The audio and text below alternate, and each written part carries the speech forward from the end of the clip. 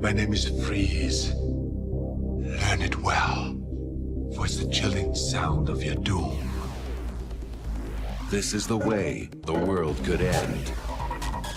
Please, show some mercy. With ice. With a kiss. With venom. I probably should have mentioned this. I'm poison. Poison ivy. And the only man who can stop them. Hi, Freeze. I'm Batman. Can't do it alone.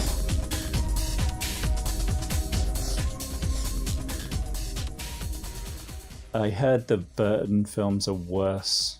Like they've not just added like a teal kind of veneer to it, but they've also changed a lot of the kind of sound effects. But I don't have the 4Ks at the moment, so I've not really checked. Complained about that on a previous podcast. Yeah. I thought it was the funniest shit ever when they announced the new transfer for Batman and the sound effects were different. I just can't get over how bad the picture is, and if the film was recently put back into theaters along with Returns, and I said, no, I'm not watching that. I'm not watching that transfer in a theater. I just won't do it. That's fair enough. I live in LA where there's lots of movies that are shown in 35 millimeter, and I'm waiting for Batman to show up. Yeah. The film's darkness was kind of a thing of contention at the time. I can't really remember, but yeah, if you say so. Well, you just got to watch the original trailer that's on YouTube, and the blacks are so black. Yeah. You know, it's so actually, famously, Roger Ebert complained that the movie was too hard to see. Good old Roger Ebert. Whenever I want to hear from a movie critic, he's my go-to. Yeah. Speaking of movie critics, one of the ones I always really enjoyed reading as a kid was Leonard Maltin. And actually, he gave Batman and Robin 3 stars out of 4, which I think was the highest until the Nolan films came out. That was the highest he rated a movie. He rated a Batman movie. It was his favorite until the Nolans. Ooh. His name again? Leonard Maltin. You used to get those massive kind of books, didn't you, of tiny little reviews. And it was kind of him, Roger Ebert, Halliwell's Film Guide. Those were all the ones I used to read as a kid. Would this be Maltin, M-U-L-T-O-N? M-A-L-T-I-N. Richard Maltin, Batman and Robin. Okay, here's a Reddit. I'm just looking at this on my phone because I was really curious. So Leonard Maltin gave Batman and Robin 2.5, but The Dark Knight 2. Oh. Yeah. What are some other major what the fuck moments by critics? Huh. That's the title of that. Oh, right. That's the title of the thing. Yeah. Yeah. That might be interesting for the kids at home. So he really didn't like the Batman movies before this one. Yeah. 2.5 was apparently the highest he'd rated any of them. Yeah. I think particularly Batman Returns, he didn't like the weird sexual gross penguin character. So yeah. My babies! I still say that sometimes when I'm summoning Zerglings on StarCraft. Excellent. And they all die. I'll be like, my babies! Awesome. Yeah, let's start the movie. Cool. It's actually 3 minutes longer than Batman Forever. Interesting. Okay, for all you kids at home, let's start the movie and put the timestamp to 0 and press play now.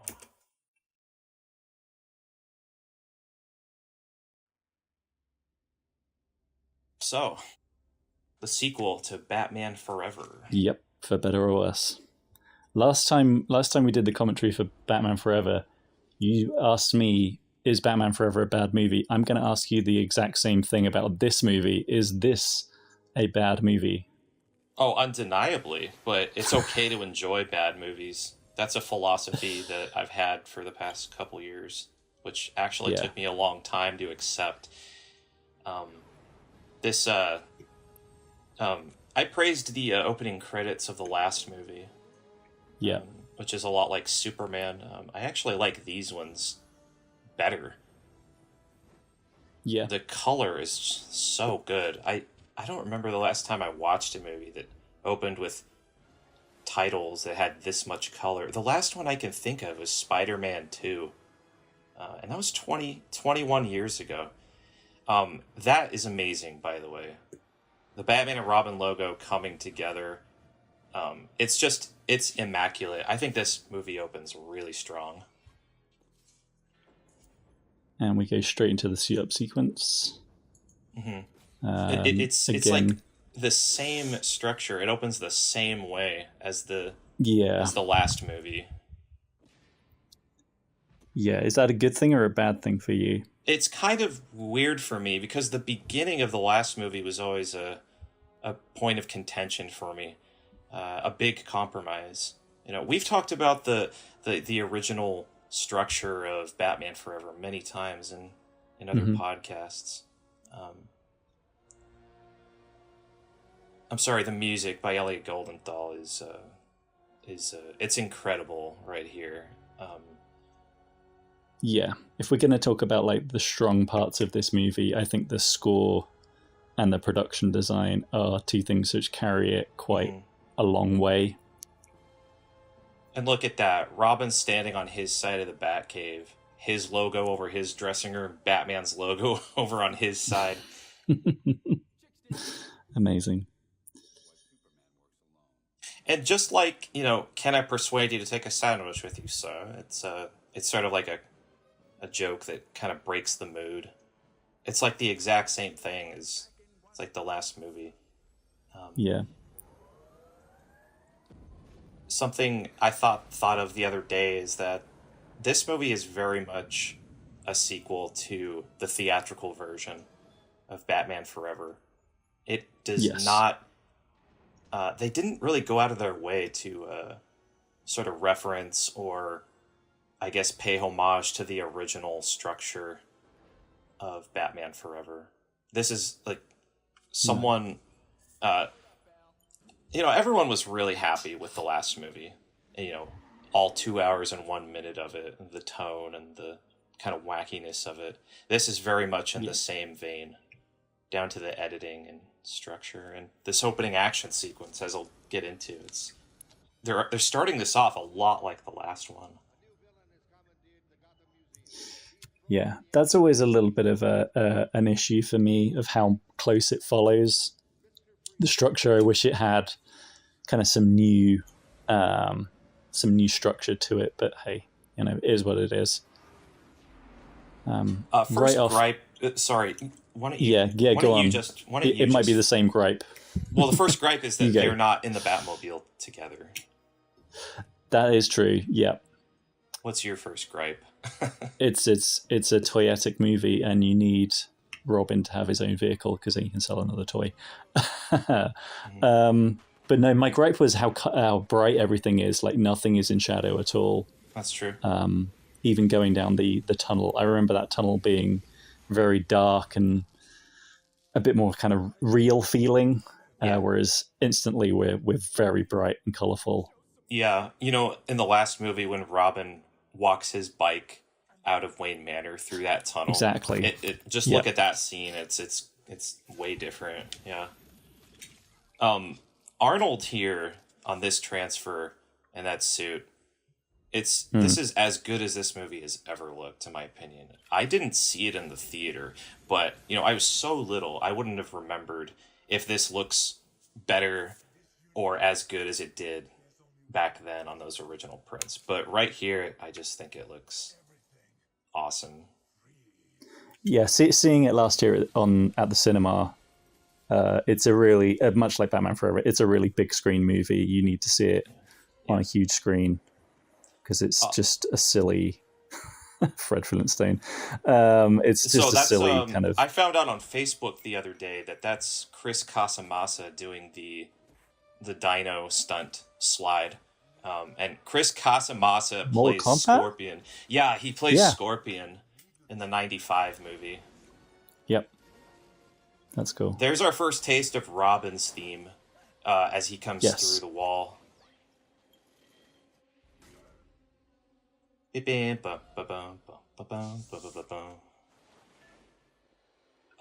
These physics are kind of... Gosh, they're bouncing all over the place.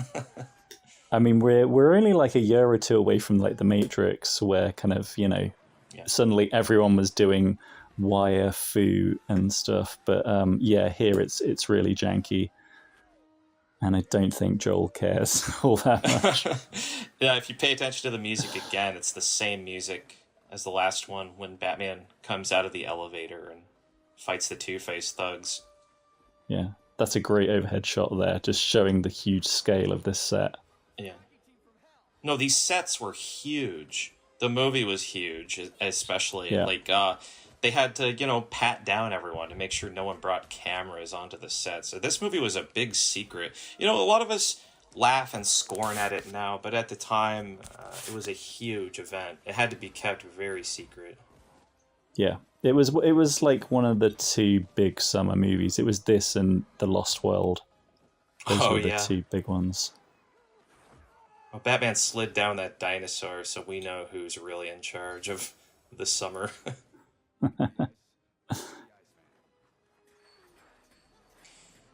You get the ice, I'll get the Iceman. Is he referring to the diamond? Is he referring to the diamond with that joke, or is he talking about like the thugs? I don't know. Yeah, no. He's I think he's referring to like diamond as ice. I think this whole thing of like Mr. Freeze's suit is powered by diamonds is a really stupid ice pun, because that wasn't part of the comic book, I'm sure, and it wasn't part of the animated series. Mm-hmm. But yeah, this whole stuff where they're all on skates, it always reminds me of there's a terrible kind of West End musical called Starlight Express, where kind of it's people on roller skates. It's Andrew Lloyd Webber, and it's kind of bright and colourful, and yeah, they're pretending to be like trains or something. That's what this reminds me of. What killed the dinosaurs? The Ice Age. It's not even accurate. Say it, Neil. Say it. Oh, sorry. The Ice Age. The Ice Age. Okay. I'll never forget working in Starbucks, and my friend Brendan at the time, he was like helping everyone out, and every time I needed ice, like next to my station, I would say, "Brendan, what killed the dinosaurs?" And he knew what I needed. He could get the ice for me. Amazing. Hey, this is kind of reminding me of Indiana Jones and the Temple of Doom. The beginning scene. Yeah. That diamond sliding across the floor. Yeah, it's just trying to be like fast-paced, kinetic. But yeah, your mileage varies depending on what age you are. I think if you're under 5, it's great fun. Could you imagine Michael Keaton, if Michael Keaton had stayed with this movie? Could you imagine him on roller skates, ice skates? Ice skates? Yeah. There's funny stuff he does in the second movie. Yeah, true. Like he's got the line "eat floor" and high fiber, and I can't really think of anything right now, particularly from that movie, because we're watching this one. But yeah, I could see it. This is kind of wild. How do you mean? His vehicle turning into a rocket, and then the rocket flying out of the museum. Yeah. All to steal a diamond. Like, surely this has cost him like millions to make all this stuff. The rocket was never made into a toy, from my recollection. No. Yeah, it's weird. It's a really, again, toyetic elements in the movie, and they didn't capitalize on it. Right. Seems like a no-brainer to me. This movie's it's entertaining. I love the cinematography, but yeah, it doesn't make sense why Freeze keeps kind of allowing Batman a way out of everything. You know, Yeah. he doesn't just kill him. Okay, what do you think about Arnie as Mr. Freeze? Is he helping the movie or is he hindering the movie? I think he's hindering the movie. Yeah. But you know, Schumacher famously said to him, "I won't do this movie unless you play Mr. Freeze," and I'm kind of baffled by that. If I was a big Hollywood director, I have a different approach to certain things. Yeah, I guess this was like these all four of these movies. They were like getting big movie star. I mean, not Michael Keaton, but Jack Nicholson, Danny DeVito, Michelle Pfeiffer, Jim Carrey. Big movie stars, international movie stars, and I think that's probably why they went for Arnie, because he was a big international. They knew they could sell the movie. Right. He's top billed. I think they knew they could sell the movie around the world. That's right. Without Arnold, what are we left with? That girl from Pulp Fiction, that girl from Clueless, that guy from ER, and Chris O'Donnell, who, he's not going to carry the movie, even though he'd just done the last movie. Sorry, Chris, not this one.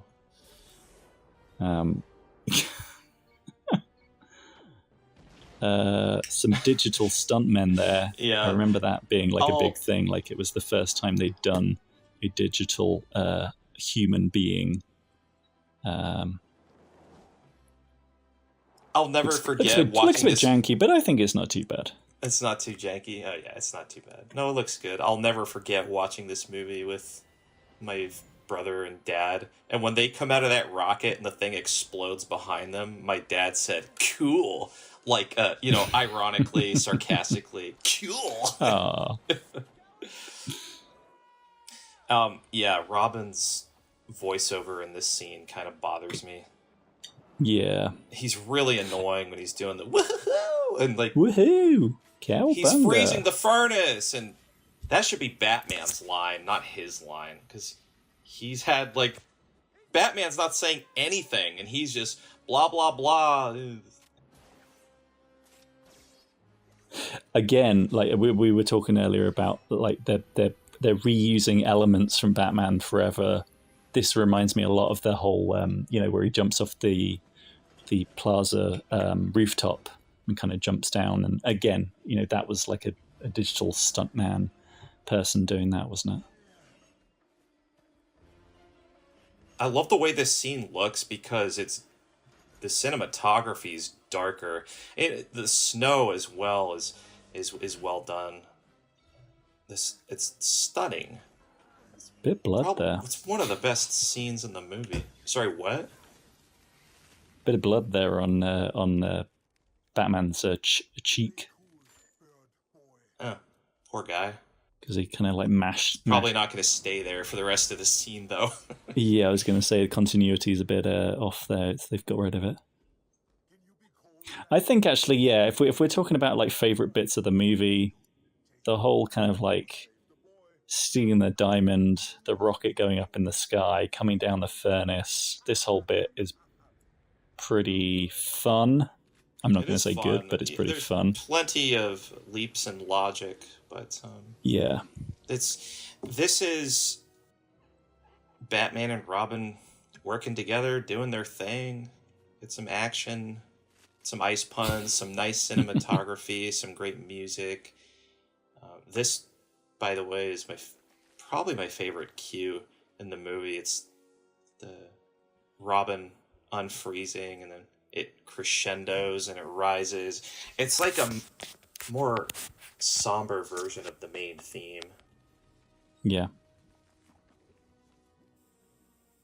I saw that Chris O'Donnell prop on one of these prop auction sites. The frozen Chris O'Donnell. I can't remember what it went for. That would be amazing to own. This I hard don't know if cut. you noticed, just on the left there was like a little kind of gecko. Yeah, I'm aware kind of of the thing. gecko. Yeah, it's kind of like stop motion or something. It looks very kind of Tim Burton-y. But yeah, sorry, carry on. After that close up of Batman and this smash cut to this completely different movie, I don't like it. You don't. This is, yeah. It's introducing the secondary villain, much in the way that Nigma was introduced at Wayne Enterprises. But that scene felt like a natural progression of the movie. Because like Batman had just come up from the water and got his breath. Lady Liberty was on fire, and then we cut to Gotham City, the next day. It seems like a natural progression. But this, it's like, what did we just cut to? Yeah. What's this got to do with what we were just watching? And That's kind of my issue with this. Kind of the two villains don't really connect in the same great way that Riddler and Two-Face is kind of like, well, one of them's after Batman, one of them's after Bruce Wayne.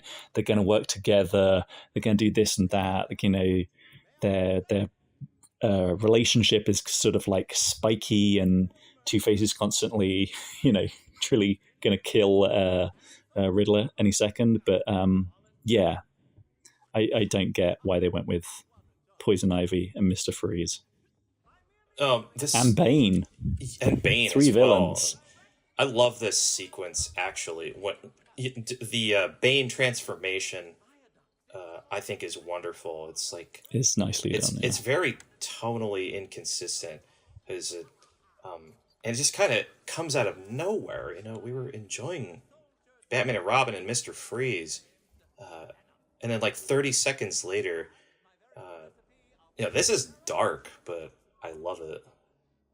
It's just, like, kid me was really confused.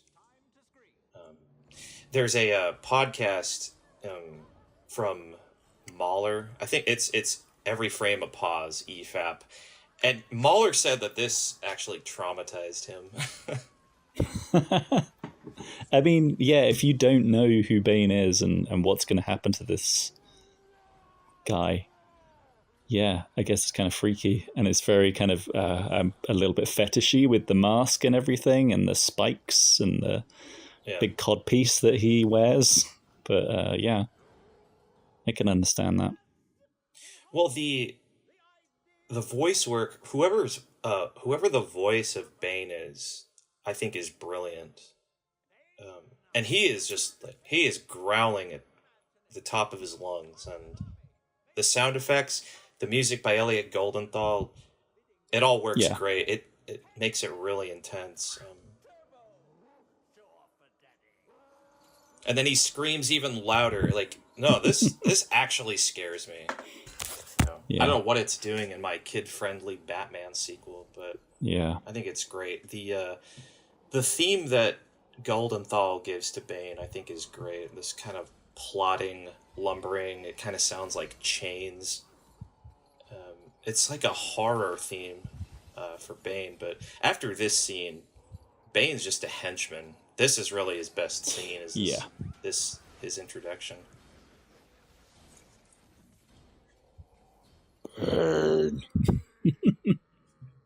People like to laugh at that shot, but I think it's good.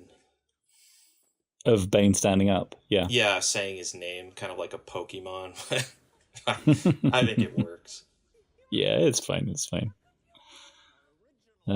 John Glover here being super over the top. No, thank you. I almost didn't mention John Glover. When he came on screen, I was going to say something, but now they have the opportunity. I love him in everything. He is fantastic. Have you ever seen it? There's a film called 52 Pickup. No, I've only seen him in Gremlins 2 and RoboCop 2. Yes. Yeah. So he was the guy who, I can't remember where he was being interviewed, but he was like, when I was on set, Joel was like, remember everyone, this is a cartoon. And that was like the direction he was given. I think he was quoting Schumacher in that interview.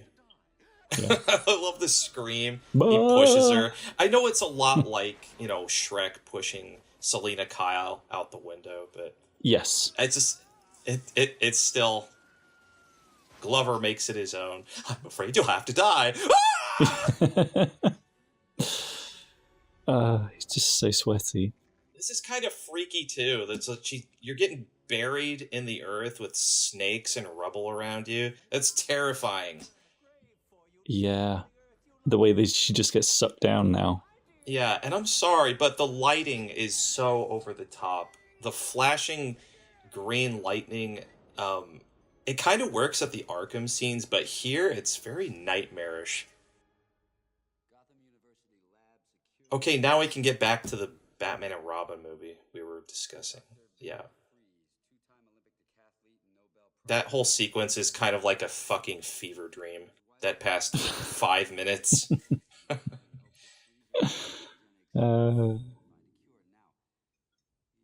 So yeah, we get the whole origin falling into the vat of chemicals. Whoops. I think the same thing happens to Jamie Foxx in Amazing Spider-Man 2. Yes. Good point. If only it was electric eels. Or Alfred. Yeah. How do you feel about Alfred's subplot in this? It's fine. I think we mentioned in a prior podcast that it seems like a natural progression, In the last movie, Bruce had memory issues, and now he has sort of father issues.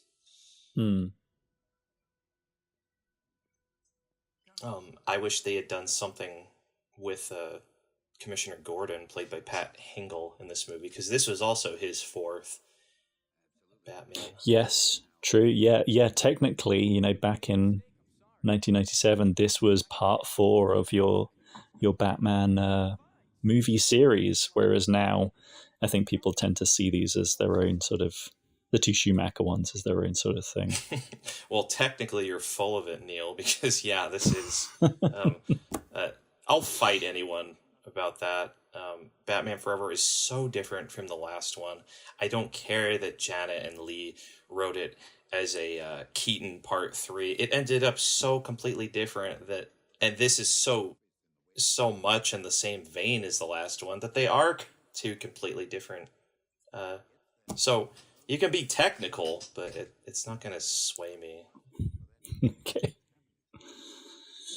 Here we go with the old Clooney head wobbles. That's right. If you want to play a drinking game while you're watching this, have a drink every time he wobbles his head. Yeah. It's a real shame. What? Yeah, no, go on. I suppose Clooney was given carte blanche with how to play this character. Because it feels a bit misguided. Yeah, not misguided, but there's no guidance whatsoever. Hence the carte blanche to do his own thing. I don't think he knows what he's doing. In fairness, he's being asked to play a reasonably happy, upbeat Batman, and so he can't just glower and brood like Keaton and Kilmer did. So it is a tough thing, but at the same time, yeah, I don't. And the script isn't particularly great, but yeah. So I can't put all the blame on Clooney, but I don't think he works in the film. I said a minute ago that this is very much in the same. Whatever, it's similar to the last one, but the idea to have Bruce Wayne just be so different than he was in the last one. Let's get rid of the brooding. Let's get rid of the scenes with Chase and my parents were killed in front of me when I was just a kid. He doesn't get anything like that in this one, and you have a new actor playing him. I'm kind of surprised the character turned out the way he did, because it's this was written 6 months after the last movie opened. Yeah. Yeah, incredibly quick, yeah. Oh, by the way, Poison Ivy's here to ruin this movie. And sadly, that is all the jungle ever we get. You wanted more jungle? I wouldn't have introduced this character this way, and like it just. I just prefer to have my villains come from Gotham in the way that Nigma did, or to already be in Gotham the way that Two-Face did. Yeah. Having it be in South America doesn't really add much, I guess, other than it makes sense for why this laboratory looks all wild and covered in vines. It's Sorry. It's a Bruce Wayne owned company, but that's not good enough for me. It has to evolve more organically. Yeah. I do like the Project Gilgamesh reference. It's on the door to Woodrew's little lab there.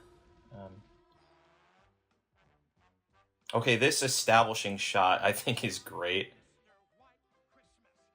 Okay, this is a scene that everyone hates. Yeah. And I did for a long time, but I have such a ball with it. Yeah, you've just got to switch your brain off. So I heard a really funny rumor here, which is that the reason they're not really singing there is because there's a rule that if you're a background actor, if you have lines, you have to get paid more money. So by having them just mumble the song means you don't have to pay them as much. Yeah, that's not really them speaking. That was done in ADR by different actors. Yeah, I've heard. I don't know how that works exactly, but yeah, that fact was mentioned on the Kevin Smith commentary. Yeah, a lot of this movie was ADR'd, almost all of Arnie's stuff, because a lot of those shots actually where it's Arnie in the suit, it's not Arnie, it's another actor, and they had prosthetics for his cheekbones and his nose and his chin stuff, so that when you saw him from a distance, you would think it was Arnie, but actually it was someone else completely. It's like what Oliver Harper said in his retrospective. I think for $25 million, I'd make him wear that suit all the time. You know the story that he rents the suit, right? He loved the suit so much that he wanted it at the end of filming, and they were like, "No, you can't have it." And they were like, "We'll rent it to you for $1 a year, but anytime we want to take it back, we take it back, and take it out to a show or whatever." So he Did you just say $1 a year? Yeah, it's something it's like a nominal amount. Yeah. Oh, now we're watching Batman the Animated Series. Yes. Yeah, Paul Dini should really got some money for this, because this whole Mr. Freeze and the dying wife and stuff is all him. It's all his reinvention for the animated series. Remember, Doctor, there may be some momentary discomfort. Sorry, that's actually Meltdown from Batman Beyond. Okay, I've been waiting for this scene to come up, because you see how Dick and Bruce are just kind of hanging out there. And then they said, "Oh, Door's here, I'll get it." There needs to be more of this. This is actually what I come to a Batman and Robin movie to see, is them kind of, I suppose, working together on a riddle or something. I watched Batman 66 yesterday, the first couple of episodes, just to because I had a feeling it would come up during this commentary, and I was just craving those scenes of them figuring out riddles together and calling the police on the red phone and stuff. Well, that scene we just saw of them reading books in the library, it's all of what, like 10 seconds? Yeah.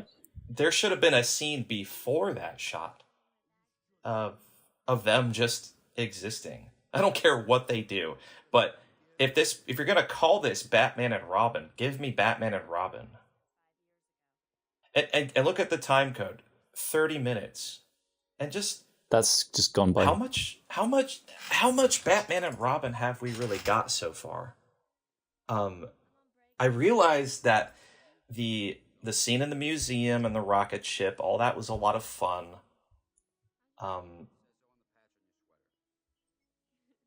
That was only 10 minutes, I suppose. But I'll tell you what, I was really enjoying myself during those 10 minutes. The Batcave suit up, it's fun. No, I completely agree. Yeah. I felt the other day, because I've been looking forward to doing this with you, I felt that this movie was a big missed opportunity. Yeah. Part of the reason I feel that way is because there hasn't been another Batman and Robin movie. They haven't attempted. No. They have not attempted a dynamic duo feature film in almost 30 years. It's wild, isn't it? It is. It is wild. And I get that no one came away from this movie good, and Schumacher apologized for it. It almost killed Clooney's career. And he comes on 60 Minutes, and like the person interviewing him, not the person, Clooney himself brings it up. Yeah. And says like, I'm known as the worst Batman ever. And he kind of, he laughs at it. It's okay. He did. Yeah, he leans into it, doesn't he? he? The cameo in The Flash. I was going to bring that up. I really liked that. But, yeah, I liked it as well. I thought it was kind of cute. There was this is the most iconic duo in history. I'll fight anyone on that. Everyone knows who Batman and Robin is. So make a movie about Batman and Robin. I get that it's the sequel to Batman Forever, and there were many cooks in the kitchen wanting different things. Goldsman himself, the writer, he had a huge responsibility to appease everyone. And so maybe my fantasy about this wonderful movie about the dynamic duo for 2 hours, would go by the wayside. Maybe there's no way that they could have done that and also make a 97 blockbuster. Yeah. It's just, to me, it's time for a reboot. Yeah, absolutely. I hope the Batman 2, which is coming into production pretty soon, has Robin, and that they have scenes in that movie that are like the library scene we just saw, but more.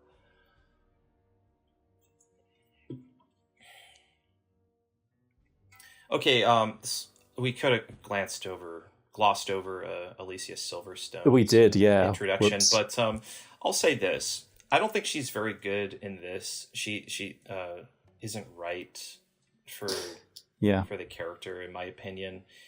But I think she's great in Clueless, and that's the movie that she's really best known for. I think Clueless is just so much fun. Yeah. Any ideas of who you would have cast in 97 for Batgirl? Absolutely not. I've given that zero thought. I like her concept art. Her concept art is very, very tall and slender and voluptuous. But, like the only name that sticks out to me is like Sarah Michelle Gellar.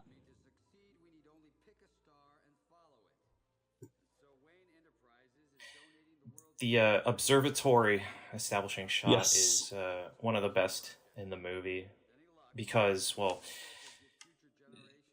it's I was on Reddit a few months ago, and there's a phobia that is apparently a fear of large objects or tall buildings.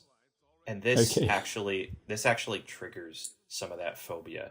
And that lends itself to a sort of atmosphere that the miniatures have in spades in Batman and Robin and Forever as well. Yeah.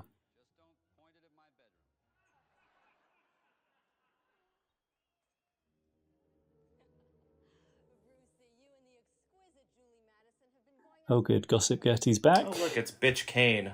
Oh, I mean Gossip Gertie. Another bit of continuity. Who's that little kid in the front? Did that kid win some kind of contest to be in the movie? Wasn't there? Yeah. There was loads of those kind of competitions, wasn't there, back in the 90s? You could be in The Mask too, and stuff like that. Why would there be a little boy at this? Kids don't go to these kinds of things, ribbon cuttings for billionaires, telescopes. Security guards not doing their jobs. That's actually quite believable, because where I work, there's plenty of security guards that don't stop people from entering buildings. Yeah, this whole plot about her trying to get Bruce Wayne a proposal and having him reject it, and then suddenly hating Batman and Robin. It's just, I don't know. It's really thin. Hey man, she's got a PhD. You can see it there on the handout. Are you questioning a chick with a PhD? Oh, good, it's those two as well. We'll come back to them later. Is it Margaret? No, Margaret's the assistant from the last movie. Yeah, no, but is that not her? Or am I thinking of a different actress? Maybe I'm thinking of a different actress. There's no way I would have picked up on that. And the other guy's the cop, yeah? Who interviews Nigma. For those of you who don't know what the hell is going on, Neil's referring to the two scientists that show up Sorry, later in the movie. One of them is played by, I don't know what his name is. There he is. I want to say Paul Michael Chan. He's in Batman Forever, and he interviews Nigma after he kills his boss. Yeah. I'm gonna look this up now. I'm sure that's Margaret. I could be wrong. In this city, Batman and Robin protect us, even from plants and flowers. I'm sorry. I make fun of her, but I kind of like Gossip Gertie. Save the rainforest. Dear. I don't know that we really needed her sort of like dowdy kind of disguise. Because, like, I know kind of when Poison Ivy comes out, you would obviously recognize her as Pamela Isley, but, like, I don't know, you could make up some kind of bullshit, her pheromones make you see someone else or something. It just, again, it feels like we're doing Edward Nigma again, with the whole kind of glasses, nerdy, disheveled hair look. Yeah. I think she's more attractive in that scene than she is later in the flower ball scene. I mean, she gets to show a little cleavage, like later on during her like gorilla reveal, but I don't know. I don't think she's that attractive. I'm right. Sorry, I'm going back to the assistant. Yeah, it's the same actress, Kimberly Scott. I don't believe you, dude. was Margaret in Batman Forever, and she is Dr. Lee's assistant in Batman Robin. There you go. Whatever. Sorry, I love his skin during those close-ups. It's pretty great. It looks like a giant Pop-Tart. I want to eat it. Oh, the Pop-Tarts. I know you're a fan. Did you ever get to making those Pop-Tarts? Eventually, dude. This establishing shot, just as dynamite as the telescope one. Dutch tilt, gargoyles, darkness, cities for miles, bridges to go over. And then we cut to this dude in his underwear, and God, this is the second scene that's just, what the hell is going on? What were they thinking? You know, this is a Schumacher kind of directed scene. Again, this is a Broadway show. Like, if I can picture myself like sat in the audience now watching this on stage. Yeah, but the thing, it's the way it's shot, I suppose. It's a little too colorful for me. I don't like the close up of the dude in his underwear. The music, the music's so over the top. I like listening to this movie's music on its own. It's great. It's atmospheric. Yes. But as I'm watching the movie, they've gone too far. Yeah. It's too much. Now, see how Batman and Robin are on stage. You know, people like to complain about that, and I agree. It's incredibly stupid. In the book, the book by Michael Jan Friedman, he changed it to their Batman and Robin in full costume, but they also have disguises over their disguises, and that they masquerade as janitors, and they're just janitors. They're not in. They're in the audience instead of on stage. This guy, oh God, I love him. I can't remember that guy's name, but he died really recently. I'm really sorry. Yeah, his name. he just passed away. He's also in Batman Forever on the TV. Just like reeling in the fish. Reeling in the fish, that was it, yeah. Oh, I hate this. Yeah, so this is like a homage, right, to like an old movie. What's it from? Is it like Blonde Ambition or something? I can't remember. It's like an old Marlene Dietrich film. Gorilla nipples on the gorilla suit. Why doesn't anyone complain about that? Just kidding. The song here is something decent though, and when I got the soundtrack, I'm sorry, the full score by Goldenthal, I was looking for this song, and I was like, oh, where the hell is it? You know, and it's actually on the album from 1997. Oh, okay. I had no clue. You know, all these years. It's called Poison Ivy, and it's this kind of wild and just kind of burlesque tune, which is great. Yes, I do remember that now. I remember the soundtrack. I remember buying the soundtrack back in 97 and not being that impressed with it. I didn't realize it was like a song by someone. It's not score. No. Hey, baby. Robin's supposed to say "Gorilla My Dreams" here. Really? Is that what, in the script or something? It's in the book. I think I saw an outtake or like a TV spot of that. Don't quote me on that. God, these Tarzan men are so... It's just so goofy. Yeah, you got to be in the right frame of mind for this movie, otherwise it's just not going to work for you. And earlier I said she's here to ruin the movie. Well, I'll come back to that a few times during this podcast, but basically... Hi there. Basically, she's here to make Batman and Robin fight each other, and that's I don't want that in my Batman and Robin movie. No. It makes me incredibly upset. We just had a whole movie where they were sort of like not getting along for basically 90% of the movie. So just having it go again, Look, train me. Let me be your partner. No, you still have a choice. And that was most of Batman Forever's scenes with them. Look, we're not going to be buddies, but look, I appreciate the gig, but we're not going to be buddies. You don't even know me. That kind of stuff. And now in the sequel, we have, she wants me and not you, and it's driving you crazy. It's why you stopped us from kissing. Just give me a fucking break already.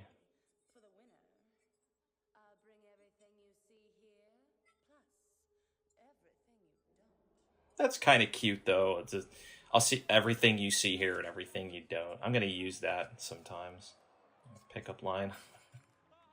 Oh, in the middle there, isn't that Senator Patrick, in the bald guy with the glasses? I think that's Senator Patrick Leahy, who's in like a whole bunch of Batman movies. He's even in like Batman v Superman. He's in The Dark Knight. He's like a huge Batman fan and basically keeps asking to be put in these movies. Maybe he'll do a podcast with us. Oh, the old credit card. I want one. Seriously, I want a Bat credit card.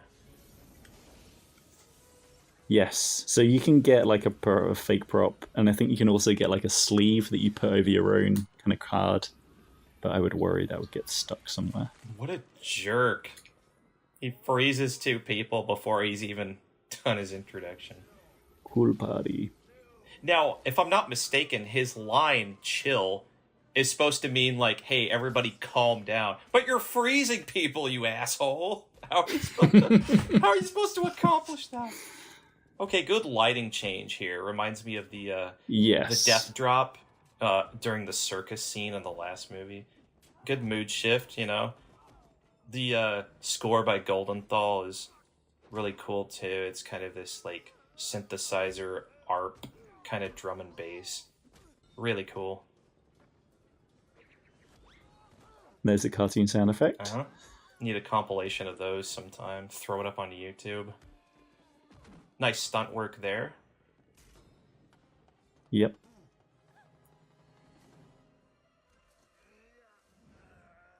Some janky physics again. Vine lady. Plant girl. Bush bitch.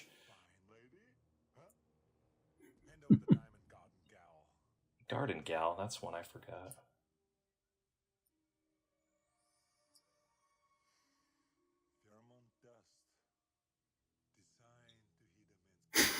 Thank God someone's immune to her BS. Doesn't work on the cool-hearted. Yeah, I feel like they could have got rid of 50% of Mr. Freeze's one-liners. Yeah. Because it feels like everything he says, that's Mexico, is comedy, which is completely at odds with the character. Yeah. If they're going with the Paul Dini animated series, oh, he's kind of super sad, just wants money. Good night. That's kind of fun. I always like that. Though. Yeah, that's cute. The other day I was thinking, like, how much punching does Batman actually do? Because, like, there's a poster of Clooney where he's, like, got his fist against his hand, like, oh, yeah, I'm going to kick some butt. I'm thinking, does he really kick anyone's ass in this movie? And looking back, he does. Like, this scene, the scene in the museum, and then at the end, you know, fighting Freeze. It just doesn't land for me. It's just the character has been gutted. He's not intimidating in the slightest. No. In the last movie, we had the scene of Batman showing up on the rooftop, and the gang goes, "Batman!" and they all run. Yes. You need to have a scene like that in every Batman movie. It's as essential as the emblem on his chest.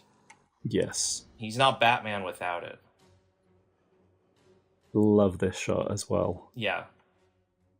The giant statues. It's triggering my phobia, you know. And already I'm getting kind of easy, this Dutch tilt on this suspended bridge over a city, you know. And then you see that statue panning up the arm. That's kind of freaky. And then they do the scariest thing possible. They drive down the arm and go Yes. off it.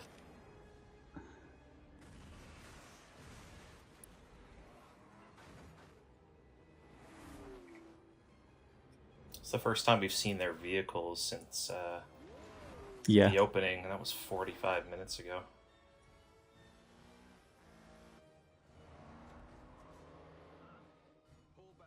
Pull up. So he tells Robin to stop because, you know, he's looking out for him. He really does. He cares for Your his bike safety. is not going to make the jump. Yeah. I mean, that's debatable. Dick. But he's not going to take the chance, essentially. He does that because you know, it's his duty to take care of Robin.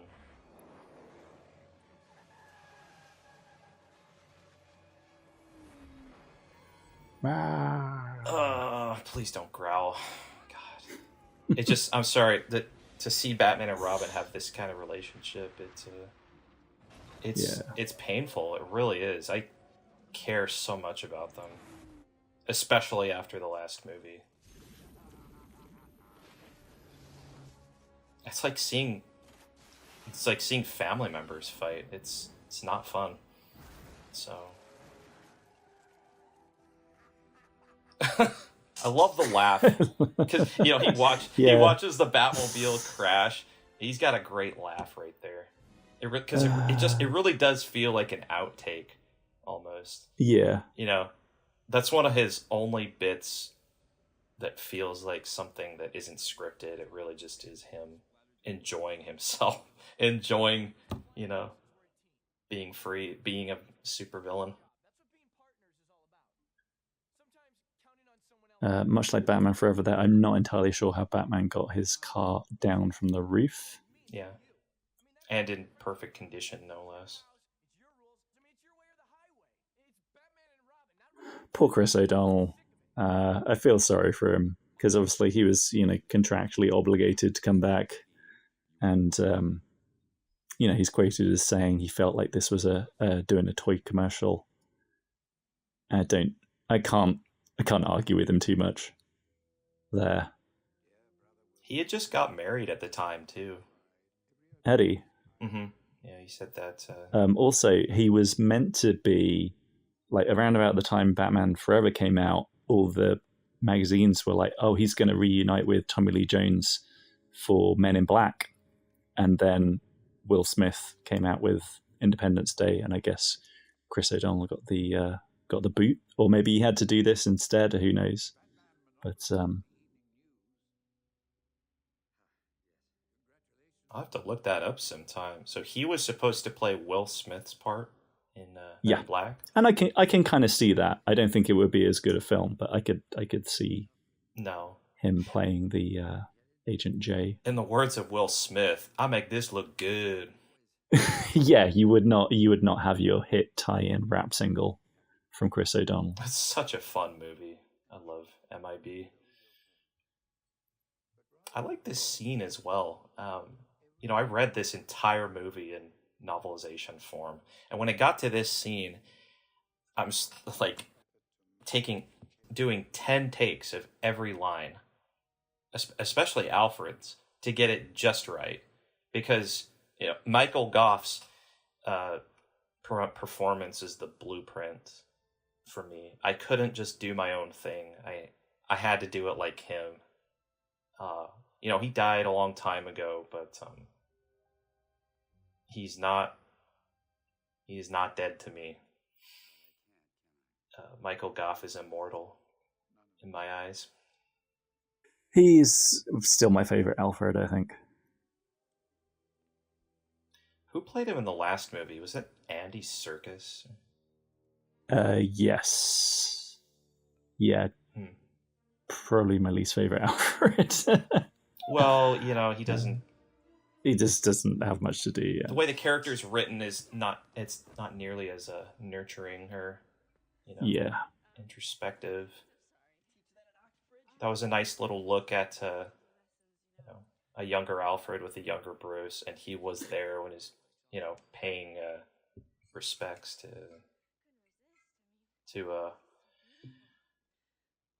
his parents, I guess. Thomas and Martha. Yeah. Thomas and Martha.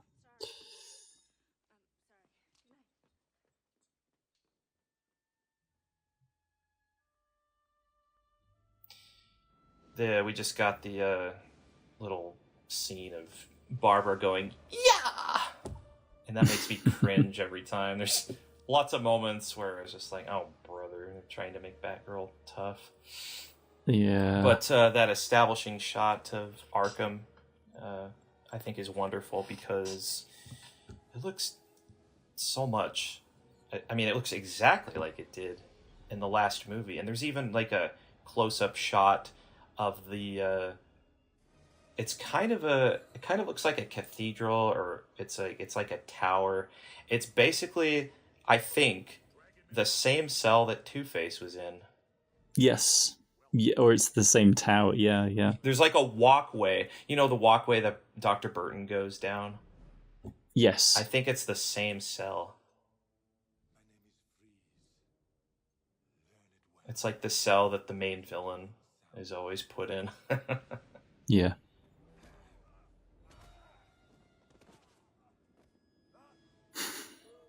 Sorry.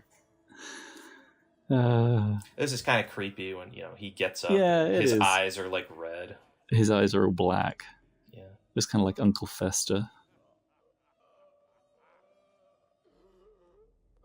Yeah, that's creepy.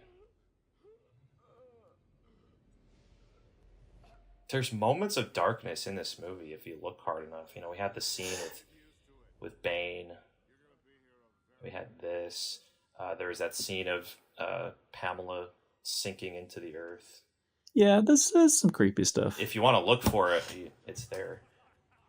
Yeah. You know, Jesse Ventura there actually fought Arnold in The Running Man. Yes. And of course they did Predator and stuff like that. Oh, look, some actual shadows. Bane looks kind of cool in those shadows there. He comes into the light and it's a joke, but it's not bad for a split second. Oh, yeah, of course, the Turkish bath. Some more blacklight. Yeah. It's on Blossom Street according to the novel. Oh, nice.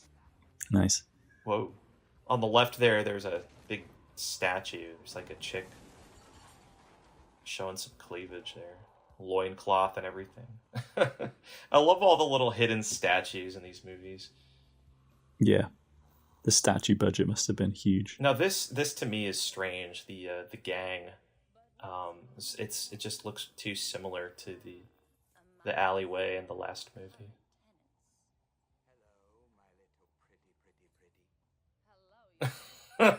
I'm sorry. I get such a kick out of that. Hello yourself. My little pretty. That's It's like something out of Monty Python. Sorry, yeah. Some of the dialogue genuinely cracks me up in this. Yeah, the leader there is oh god, what's his name? Doug Hutchinson, who was Toombs in the X-Files. Man, Bane has an opportunity to be really something fierce here. Like, yeah. I kind of wish it was like that scene in the first Terminator when Arnold like breaks into Sarah's apartment and kills Matt. Like he's just throwing him around the room, like into the just and his head comes through the door, and that's great. I wish Bane could have done that in this movie, and you know, it's way different than that movie. Yeah, it's just a totally different tone, but please, you know, give me something. Nobody likes Bane in this movie. I kind of like him. I don't mind him. Yeah, I'm a big fan of the comic book version. I love his voice. You know, the voice is great. It's just the script is kind of shitty. It's just you could have deleted him. You could have deleted Batgirl. You could have deleted Poison Ivy. It's true. And maybe had a better movie. Yeah, but it's like if the first one had Harley Quinn and you know, and you know, a femme fatale villain. You know, it's like if the first one had Robin, you know, Catwoman, and Harley Quinn. You know. Yeah.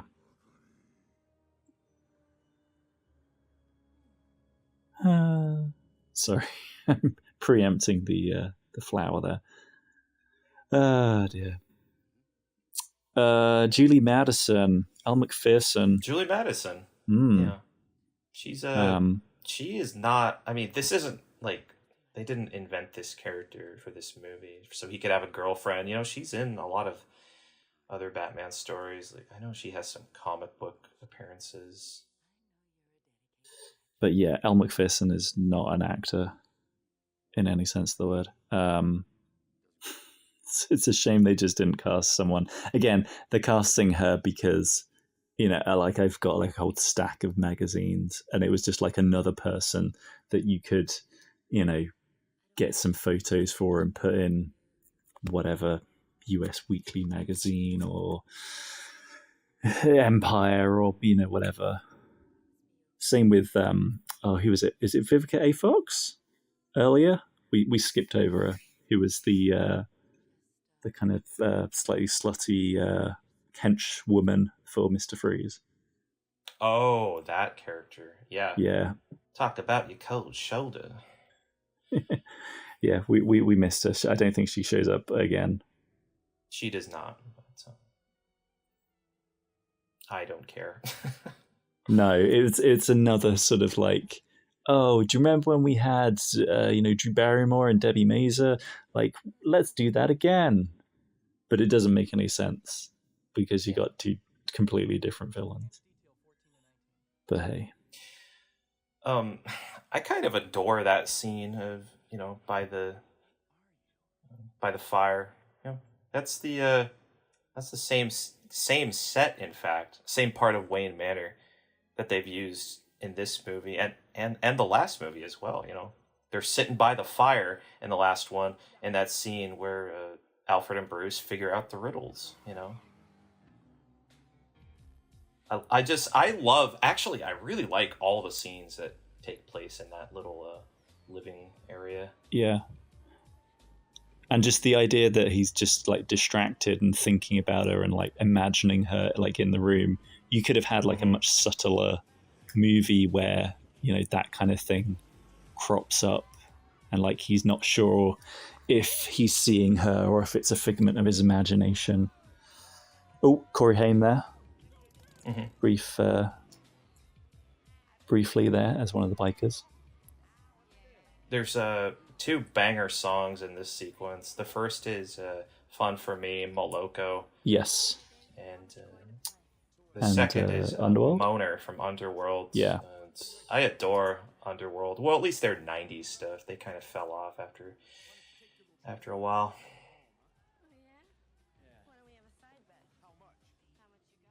This is the first scene, 62 minutes in, where I actually start kind of rooting for Batgirl. She gets to show that she's one of the boys, basically. That Punk with the ponytail doesn't intimidate her, all that stuff.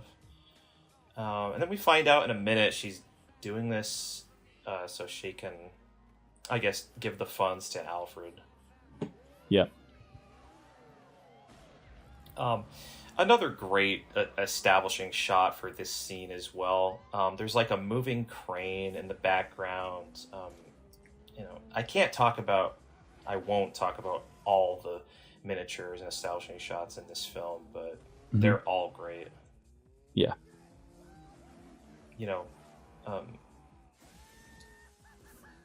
This film paints such a romantic picture of what the big city is like, and it makes me want to go to like downtown LA in the middle of the night, and find some back alley where people are doing street racing.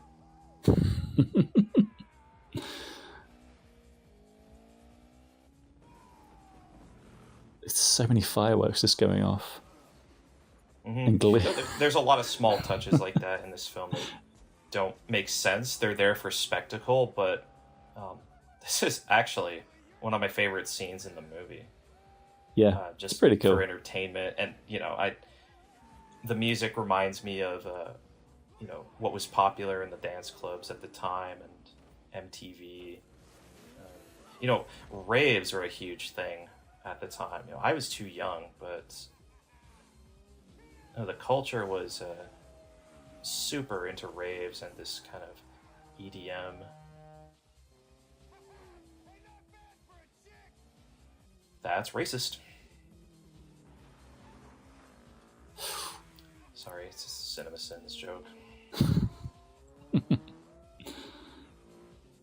Oh yeah, I did the audiobook for this movie, and I just couldn't help myself when doing this chapter. I had to have the track, I had to have the sound effects, I had to read like super intense, and I just couldn't hold back. obviously I adore this bit. Yeah. The end of this race is different in the book. You know, there's no guys on wires. Next to a. What's in the book? It plays out. It's like a jump, and Batgirl and Robin go over it. Batgirl doesn't quite make it, and so he has to save her. I kind of prefer that to this bridge that's like a downhill incline for some reason. Why would they be sliding? Whatever.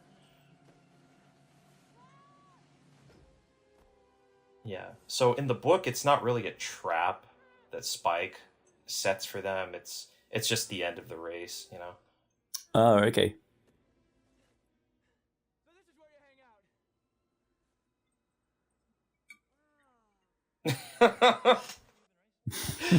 She's just like, oh, what a day. Not, oh, holy shit, I'm about to die.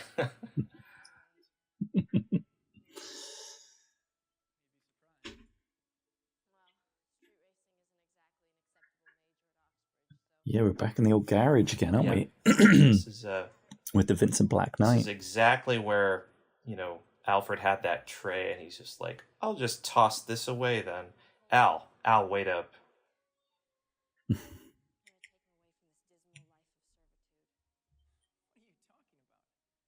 What are you talking about? Of course I'm Batman. No, that's Batboy. Like, he says it the same exact way as he did in the last one. Yeah.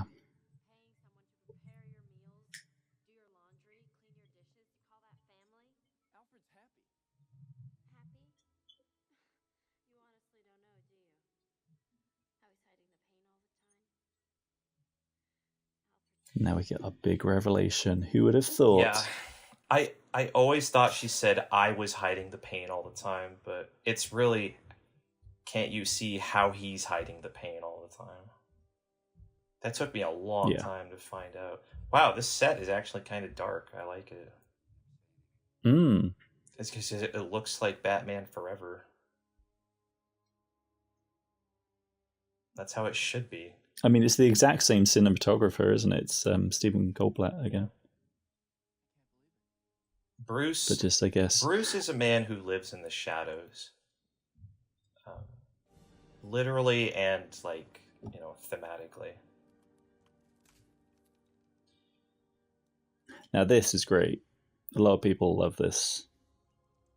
Just on a conceptual level, is a really neat idea, and you're just, for once, not letting him talk. I think actually, if Mr. Freeze talked way less, this movie might improve.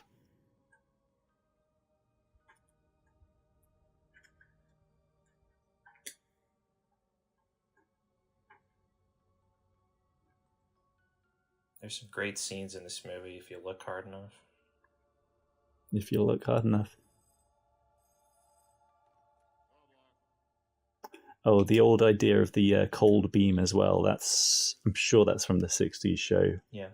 Because I remember he has like his whole hideout is like cold, and then he heats certain spots in the room for his henchmen to kind of move around. Yeah. I like how they actually showed him making the clock too. It wasn't just a prop. It's not like they just cut to him and he's got a clock that spins. It's like a little Mr. Freeze short film.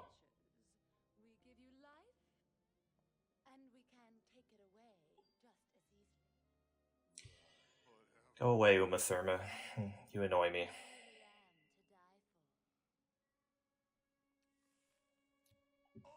This kind of stuff, embarrassed me as a kid too. She's the gorilla undressing. It's kind of thing when you're a kid, you're 6 years old and you're watching it at home on VHS. I remember my brother call me out, saying he's embarrassed during the gorilla striptease. I just fuck you, Elliot. Yeah. I think I was about 14, and I remember being in the cinema watching it and being a bit This is, yeah, I'm getting a bit too old for this.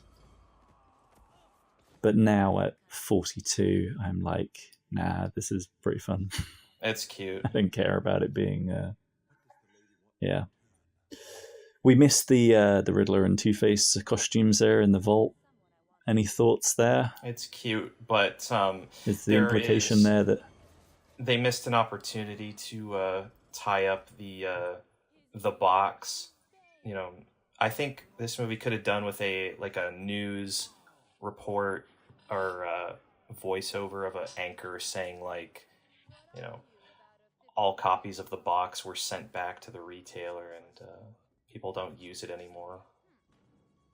You know, because, you know, yeah, that the whole brain drain thing was a really popular thing in the last one. So for it to just be forgotten about, I think it felt like a cheap trick. So I just want like one nod to the villains of the last movie. I think that would have been cool. Not to mention, this is Arkham Asylum. Where are the cameos of like Scarecrow and Mad Hatter?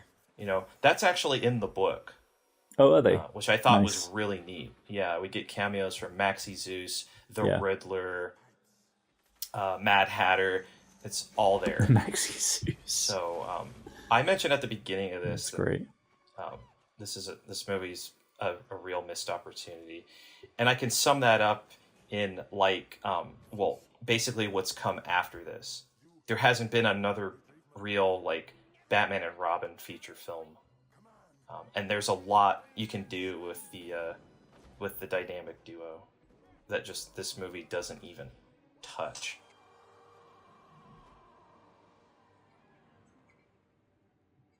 I love Bane's voice, by the way. It's just the right amount of grovelly, and I know that he's based on a character that can speak and is actually really smart, but for a kind of a monster henchman, I think he works.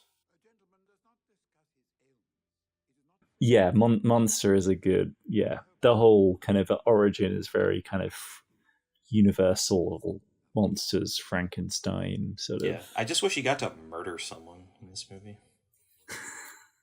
Well, that would involve an upping of the rating, Drew. I don't know about that, Neil. You know, it's PG-13, but this feels more like a PG.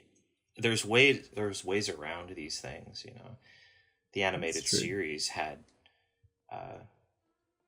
death, but it was handled in a way that was appeasing and more acceptable. Actually, I was shocked because when I went to see this at the cinema last year, they've actually upped the rating in the UK. It used to be a PG, and it's now a 12. Oh, that's baloney. They list the reasons as well.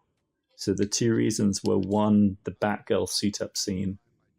They said it was like sexually suggestive, and also and this I think was the big one, and we completely missed it when we were watching it. But one of the biker gangs, one of the guys is in like a dog collar with a lead, and that's referenced as a reason for why it's a 12. It's crazy.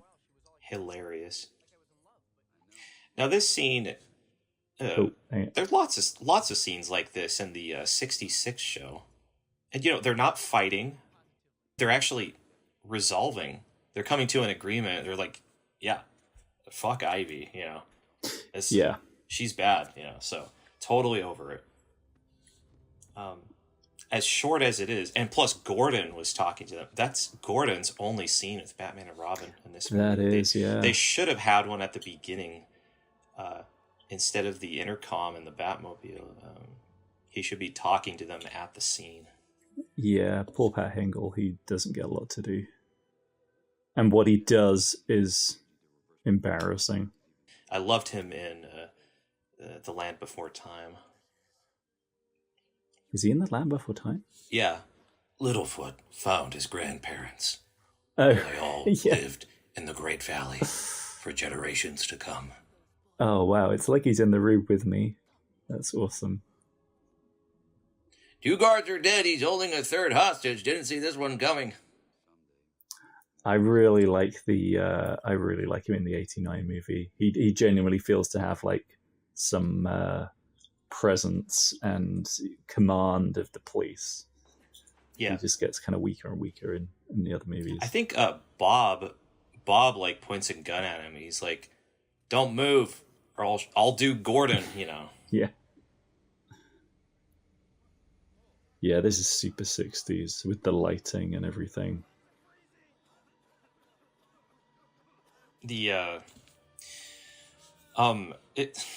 I hear it was quite a rushed production.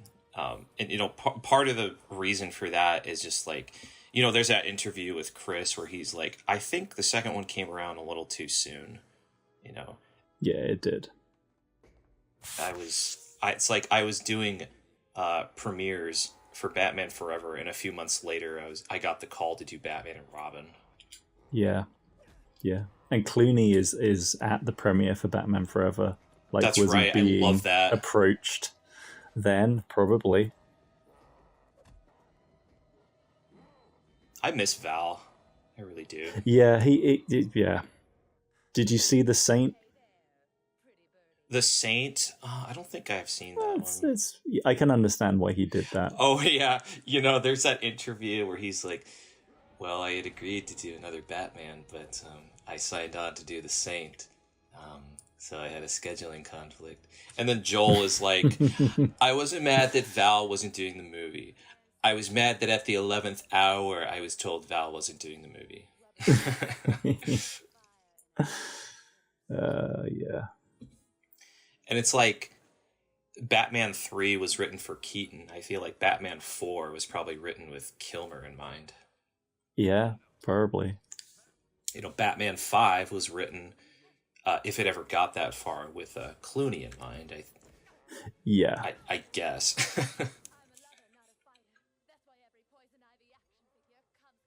I hate you so much, Poison Ivy. Yeah. Like, she's like ready to blow him right there. I just hate it. Also, just like completely bringing up the whole kind of toyetic kind of mentioning action figures. The Poison Ivy action figure line, like that's it's so corny. Yeah.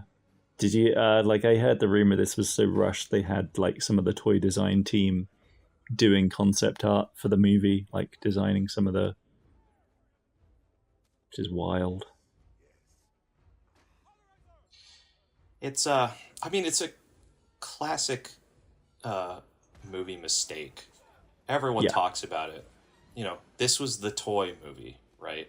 Yes. And there's a comment from my friend Joe Black where he says, I like Batman and Robin better than Batman Forever because it's just like Schumacher went, okay, you want a toy movie? Well, here you go. Here's the Batman toy movie.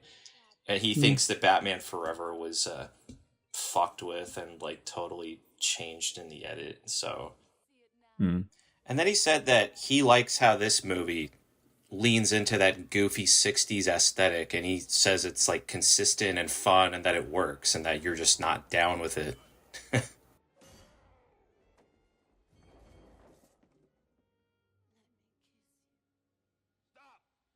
I hate you, Ivy.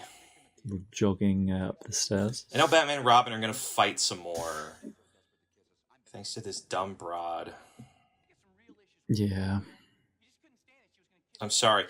I've had these characters in my life since as long as I can remember. And so scenes like this really put me off. I remember the ice cream scene here really, really annoying me too. Yeah. It's just like, I actually like Robin the most. Yeah. I love the Chris O'Donnell version of Robin. So this scene is just it's humiliating for him, and it really bothers me. Yeah.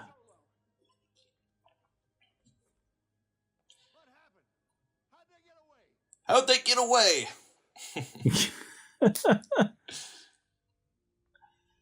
We had a little accident with the ice cream commish. Sorry. I think that scene would have been a little better if Gordon was there for that whole confrontation, so he would know. Then he would understand how they got away. It's like, oh no, Batman and Robin are not on good terms.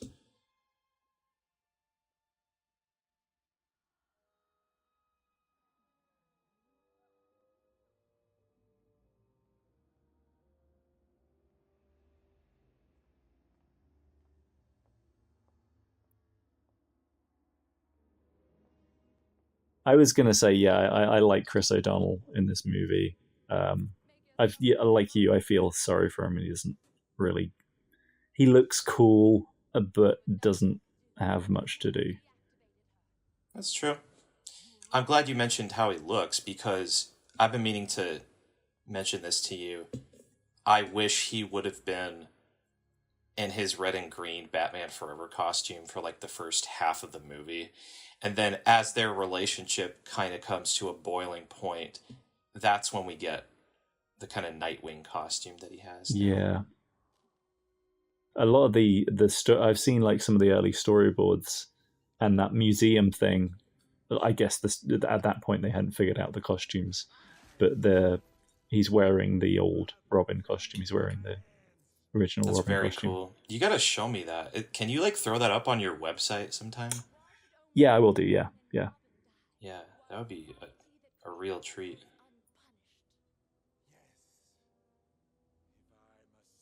I do kind of like this, that they've got their kind of like two halves of their little hideout there. He's got Like his living bit. She's got together. her bit. Yeah. And his part of the house is refrigerated. It's so cute and charming. Like some married couple. Although, this feels like a missed opportunity as well. Because there's a real opportunity here for Arnold to get really mad and almost become the Terminator in a way. Batman killed my wife. The only thing I had left to really live for. The whole reason I'm doing this is to save her. Everyone else can just perish. All I want is her back. Well, now she's gone. I like that part where he smashes that bit of ice with his hand. I wish he could have fucked that entire room up when he heard that. And she would have had to get Bane to, like, subdue him. I love this bit. Mr. Freeze and Bane could have had a fight right here. Poor old Bane is, like, just off camera here. And the two of them are like, we will be the last two people on Earth. Hey, what about And he's me? just like, jerks. What? Monkey work.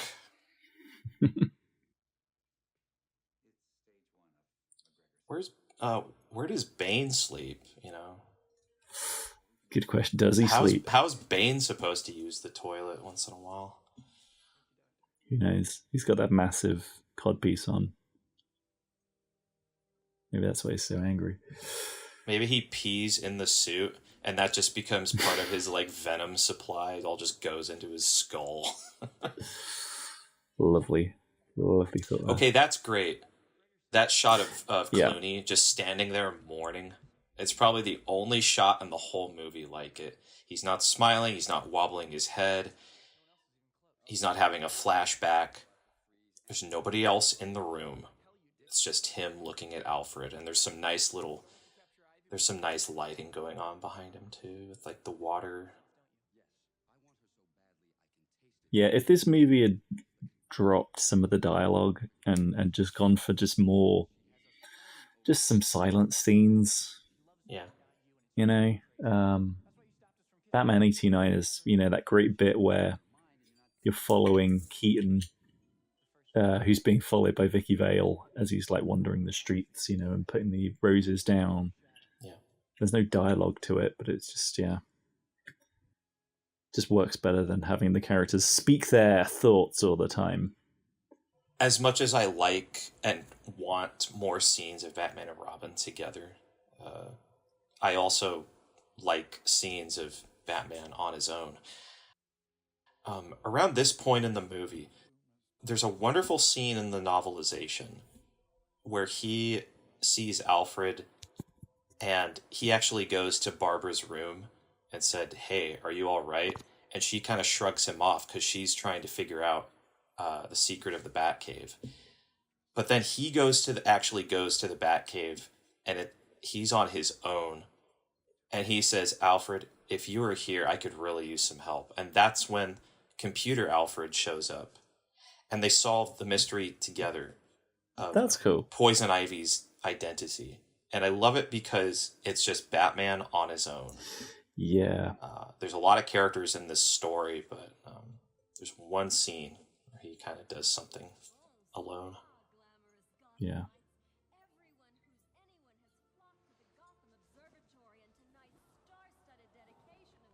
This scene, I keep forgetting it's in the movie. I always forget about it.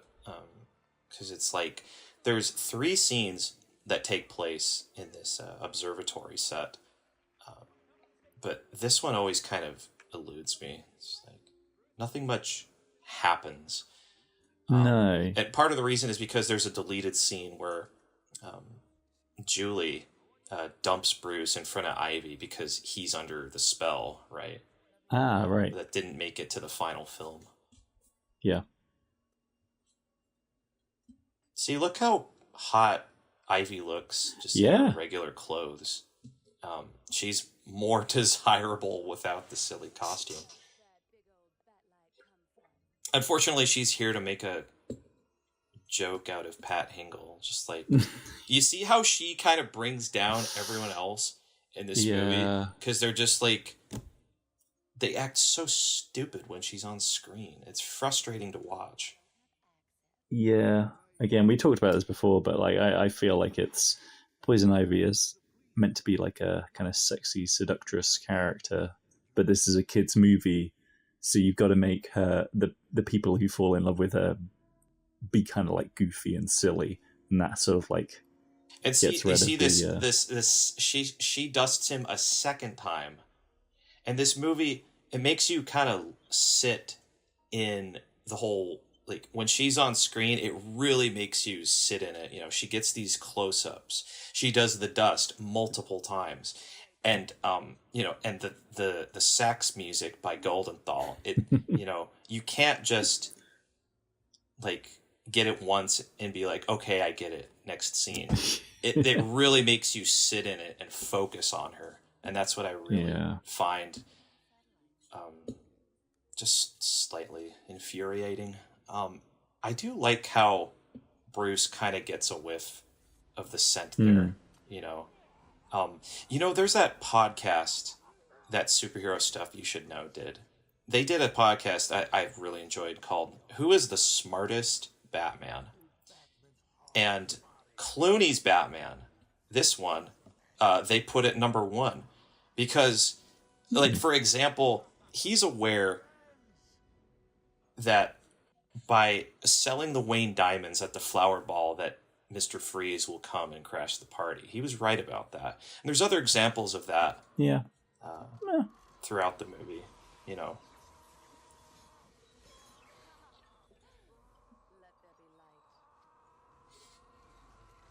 Hey, the bat signal. That looks like the same set that Batman and Chase had their romantic scene in the last movie. These movies were more or less shot back to back, so I wonder if it was the same set or they kind of made a new one. But you know those I wish, you know that scene when Batman jumps off the roof and Chase watches him? That's such an amazing shot. I wish we got that shot again in some form, you know, during that scene. Jumping off a rooftop, yeah. Yeah, something like it, but Batman doesn't have a scene next to the bat signal in this. No. This, I think, is maybe Clooney's best scene in the movie, I feel. Yeah. Like, you get a sense like he's trying to put on a happy face, but is sort of like sad on the inside.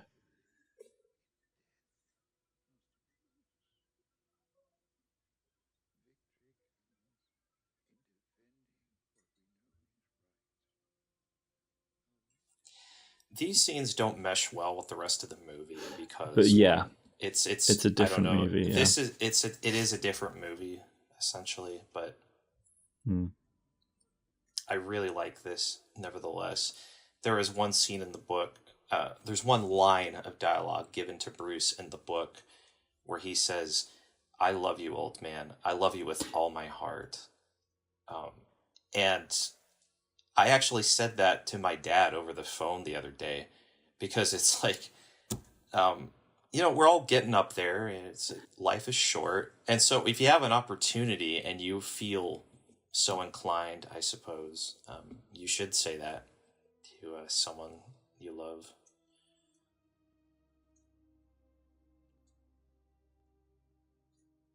Like, the older my parents get, the more I want to have a scene like this with them,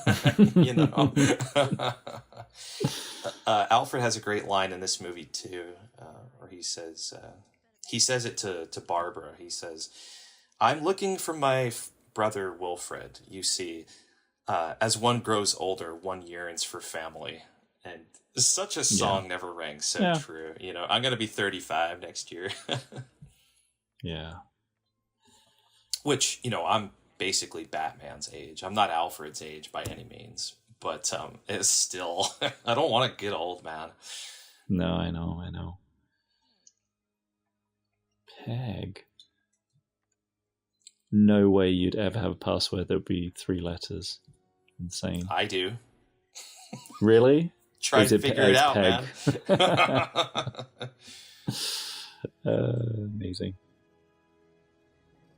It's the logo for the movie. You'd have to get into my bedroom. You'd have to get past the front door, past all this shit in the lobby, and get to my bedroom, which is so stinky you'd never... That's the real password, is getting past the smell. You'd never even make it to the password.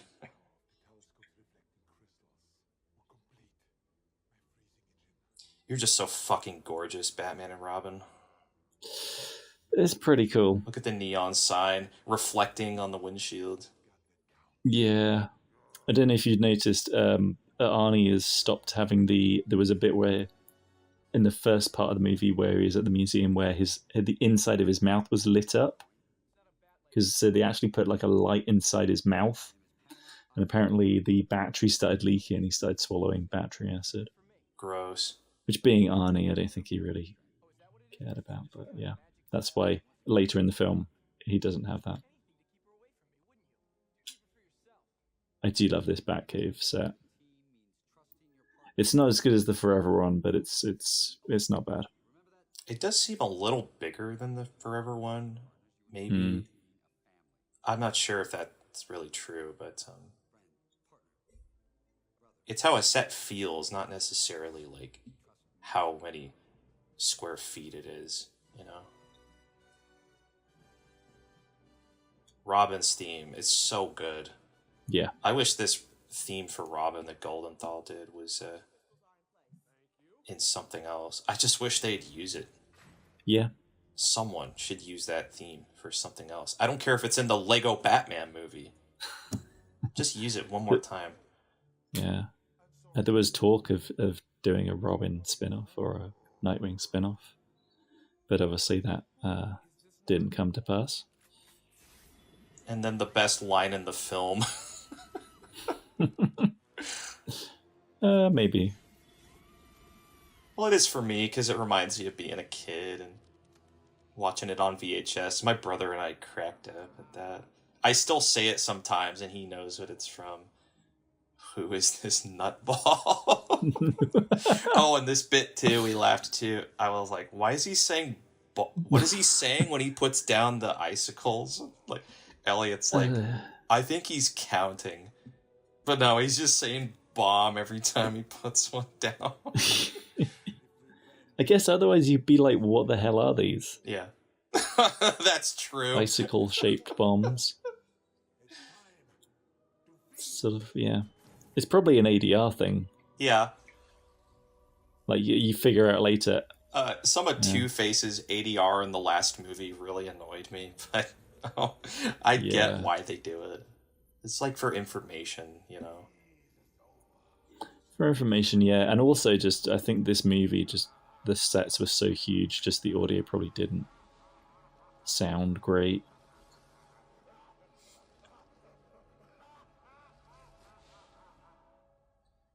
We don't need the laughter.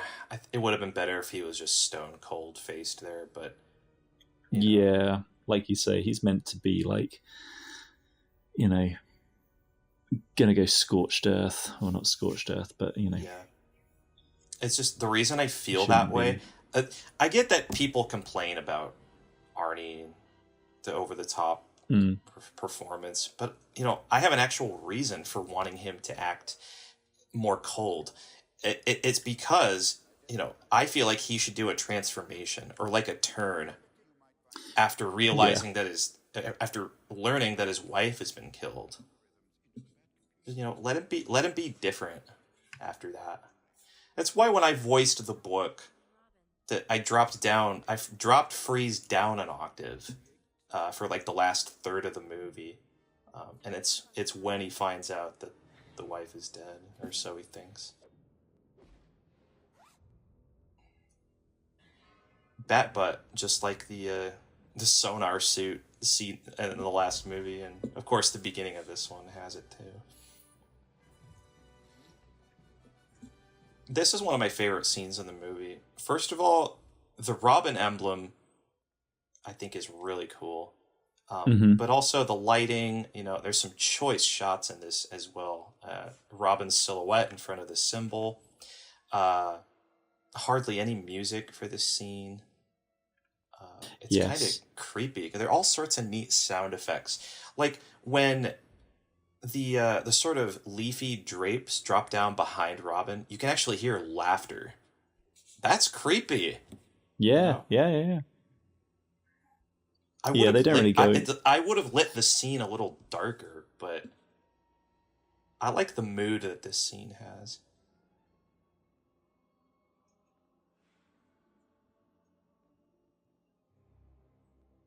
And also, characters doing things on their own, I think, is important. Yes. In this movie.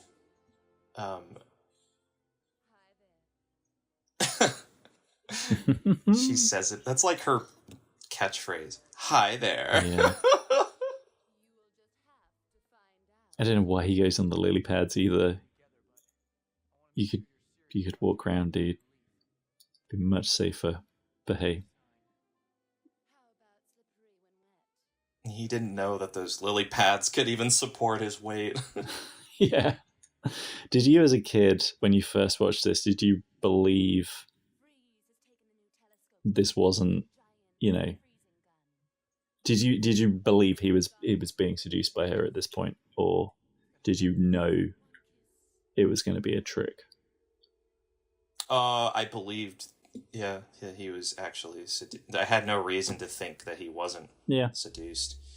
Yeah. I know he's not going to die, but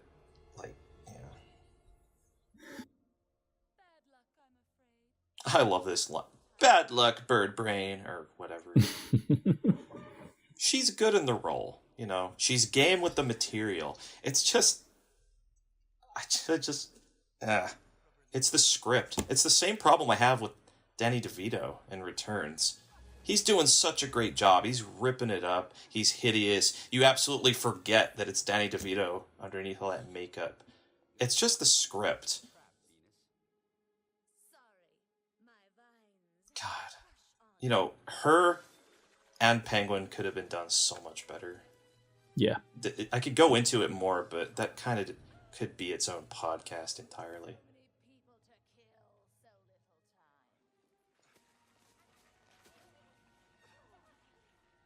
So many people to kill so little time. That kind of makes me think about how many people she's actually killed in this movie. And it's actually a decent amount. They're the two guards and the asylum. Yeah, that's true. Dr. Woodrue. I don't know. Maybe 4 or 5. But,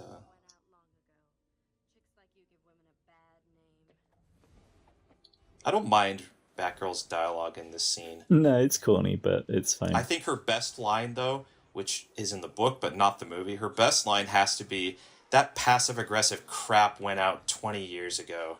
Chicks like you give women a bad name." So, but It's cool. it's okay the way it is. Yeah.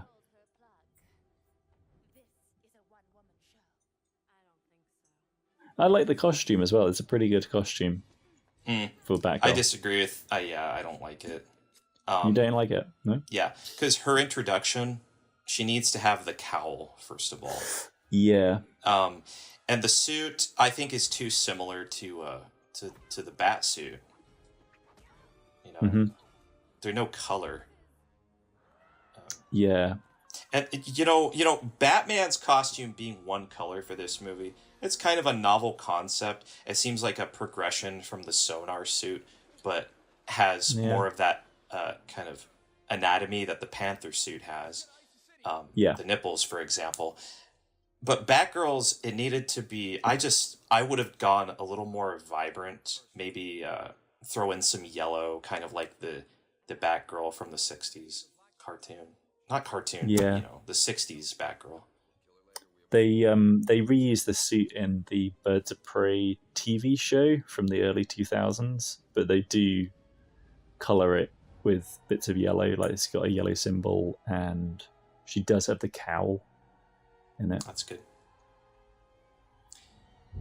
You know, it bothers me that she takes off the cowl later when they get to the top of the telescope. I think it would have been more acceptable if she had the cowl for the fight with Ivy and the ensuing kind of bike chase that we have. And then you remove the cowl. That's fine, because maybe it's like stuck in her eyes or whatever. Yeah, sure. Just give me a little more cowl, please. By the way, I wanted to touch on that scene where the three of them are together and they're discussing, like, you know, killing Batgirl. That is the only scene, the only shot with all three of them in their base costumes.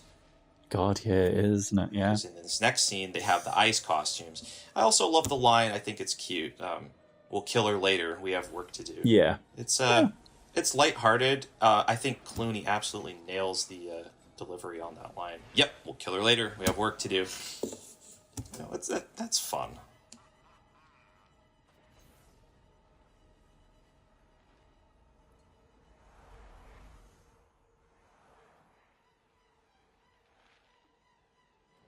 And here we come with the toys. Yep. Batman and Robin figures and vehicles each sold separately from Kenner.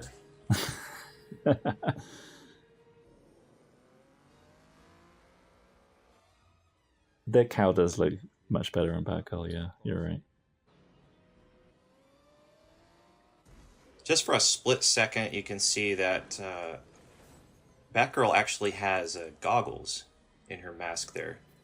I never noticed that. They're like lenses over her eyes.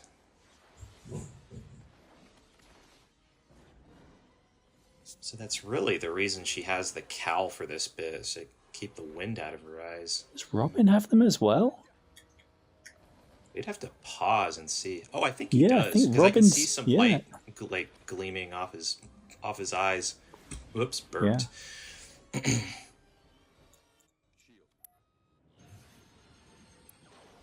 Oh, he says shield. He says that in the first one when he like puts the lock on the Batmobile. Yeah. The music is a throwback to the car chase in Batman Forever. Yes, yeah, hadn't clocked that. It's kind of weird to hear this music without Tommy Lee Jones's laughter. Yeah.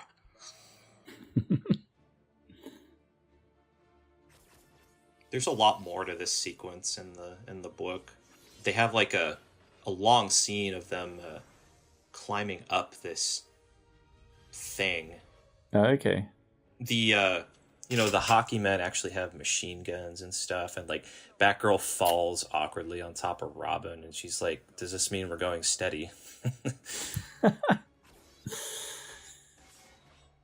Yeah, thinking about it, do Mr. Freeze's henchmen use any guns in this? I don't think they do. No. They just use those hockey sticks, which is crazy. How do you expect to kill Batman with a hockey stick? Shove it up his bat butt. So Mr. Freeze froze those people a long time ago. True that. Pretty sure they'd be dead by now. This is always strange to me how they're talking like a three-headed ogre, basically. Yeah. But it's morning in the Congo. If we could realign the dish from the other side of the equator. Damn's not good. That's my favorite line from Robin. Makes you think like what a sequel to this movie would be like. Would they all work together? I don't know, or would they just ditch Batgirl and I don't know. I love this. Especially the Batman's grumpy face, like magnified by the telescope. It's so good. Yeah. Now you'll notice Robin and Batgirl are sort of teaming up here. You know, it should be Batman and Robin. Yeah, it should really. In my opinion, Batgirl should kind of be the outsider. I get that Batman is the one that's more independent. Like, you know, he has the experience. You know, sometimes he operates alone. I just feel like Batgirl is the outsider. She should be kind of like doing her own thing. The interloper, if you will. Yeah, true. Of course I'm right, Neil. You never disagree about So it. sorry. All my ideas are good. Of course. Batman, they're hanging Batman's hanging like a bat. like a bat. Yeah, I just got that as well. Yeah. So, what do we think about the ice suit, which is basically just the sonar suit with some extra little bits of paint? Well, I'm kind of biased because, you know, another podcast that Superhero Stuff You Should Know did was ranking the bat suits, and they had tiers. This was number one.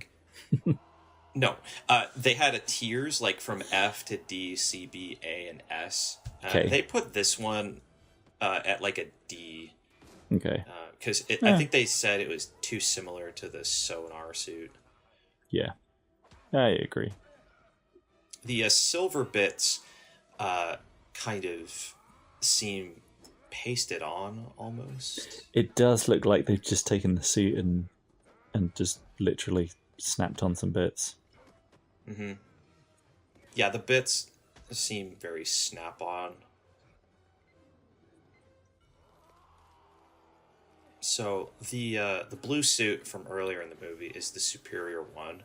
Yeah. Again, much like Batman Forever, the nippled suit is the superior version, in my opinion.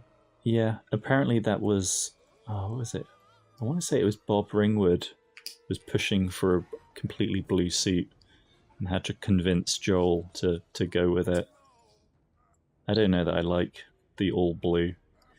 I think if you're gonna go kind of like, you either like it or you don't, and it sounds like you don't like it. Yeah, I just think if you're gonna go kiddie, they could have experimented. They could have done the grey and blue from the comic book, given that a go. What's the worst that could happen? The fight with Batgirl and Robin with Bane is much better in the book because Robin is the one that beats Bane. You know, he like jumps through the air and rips the tubes out his back and gets a one-liner. He says, "You should get that suit taken in. No one's buying baggy anymore." And well, I get that they sort of say they're like the tube, and they kick his tube off. Yeah. So they sort of defeat him together in this one, but it should be Robin, in my opinion, because you know Ivy was defeated by Batgirl. Bane should be taken out by Robin, and then Mr. Freeze by Batman. Yeah, true. Batman, you're doing it. Thanks, Margaret. I think not.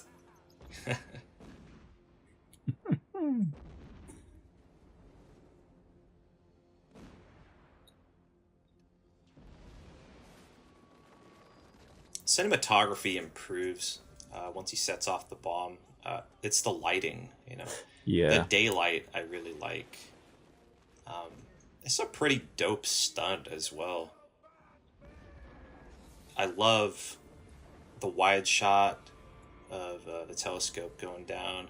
Yes. There's even the music. Even the music is referencing the drop down Riddler's tunnel in the last one.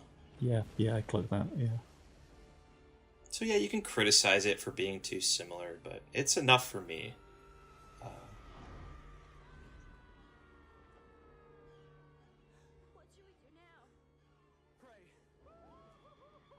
Chris O'Donnell looks terrified there, and Lisa Silverstone's like,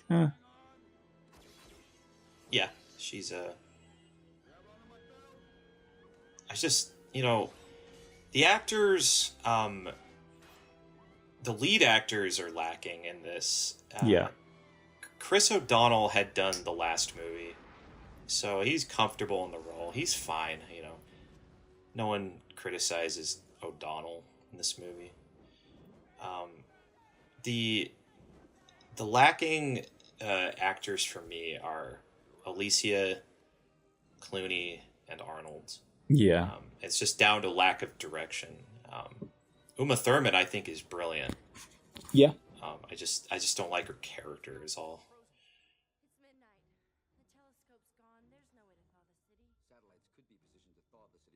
Now they're going to work together. Yeah.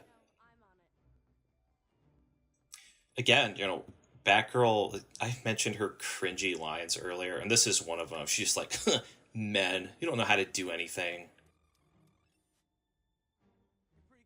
Be nice to Robin, you dumb broad. The suits look awesome here, though. They do. It's down to lighting. I love the kind of domino masks reflecting the light.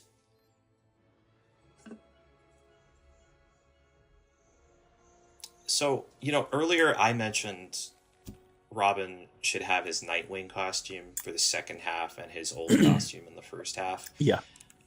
Which begs the question, like, well, then he wouldn't have the ice costume for the final act, and yeah. I think 3 costumes is one too many. I feel like, So I get that this movie introduces 2 new costumes for him instead of 1 new costume. That might be for toyetic reasons. Yes, almost certainly. My preference is kind of serves the story a little more. You know, he gets the Nightwing costume when he sort of has a falling out with Bats. There's that bulldog again. It's like there was a bulldog in the last movie too, during the, like, you know, showing the box like blowing up in popularity. Yes. Yeah. Do you reckon it's probably the same? I'm sure it is, Neil. I'm sure it is. He's probably a paid actor. Friend of Joel. Oh, look at Mr. Freeze's teeth. Look at his teeth. It's like he just had a blueberry lollipop. Yeah. It's giving me flashbacks of Penguin.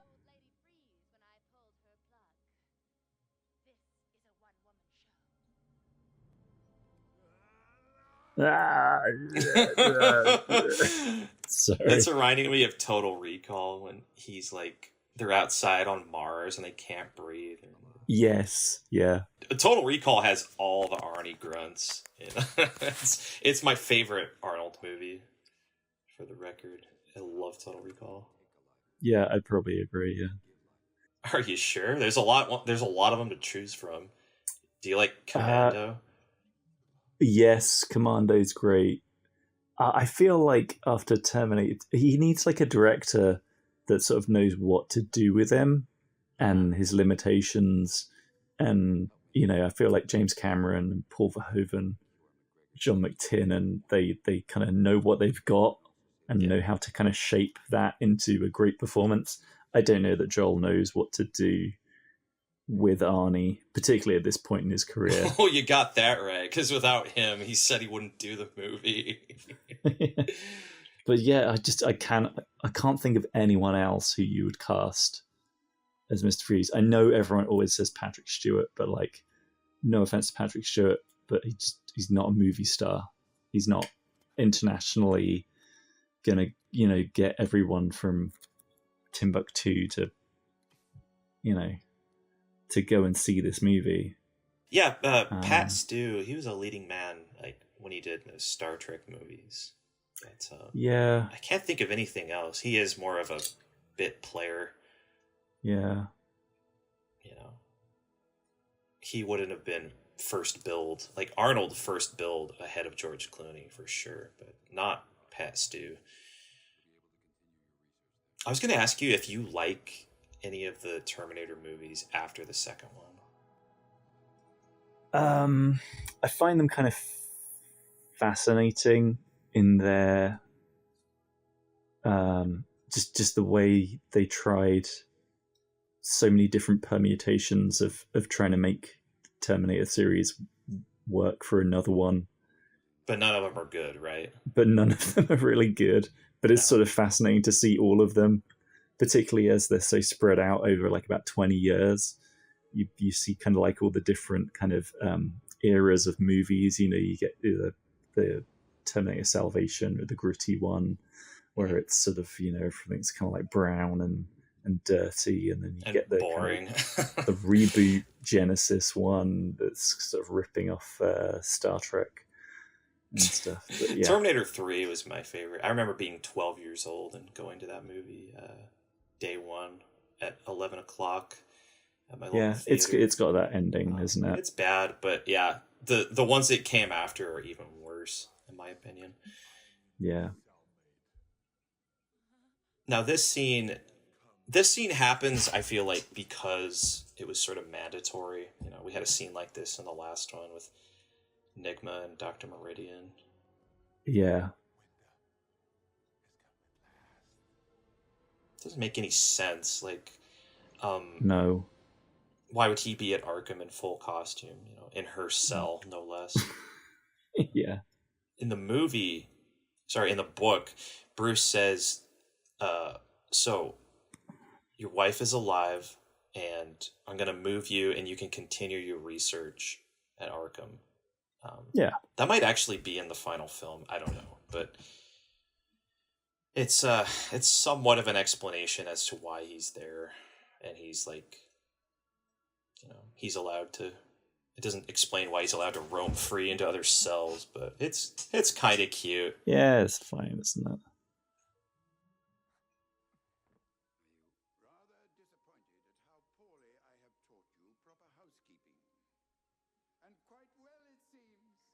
Oh, get Mr. Goff, I love you. We got classic Alfred back. Yeah.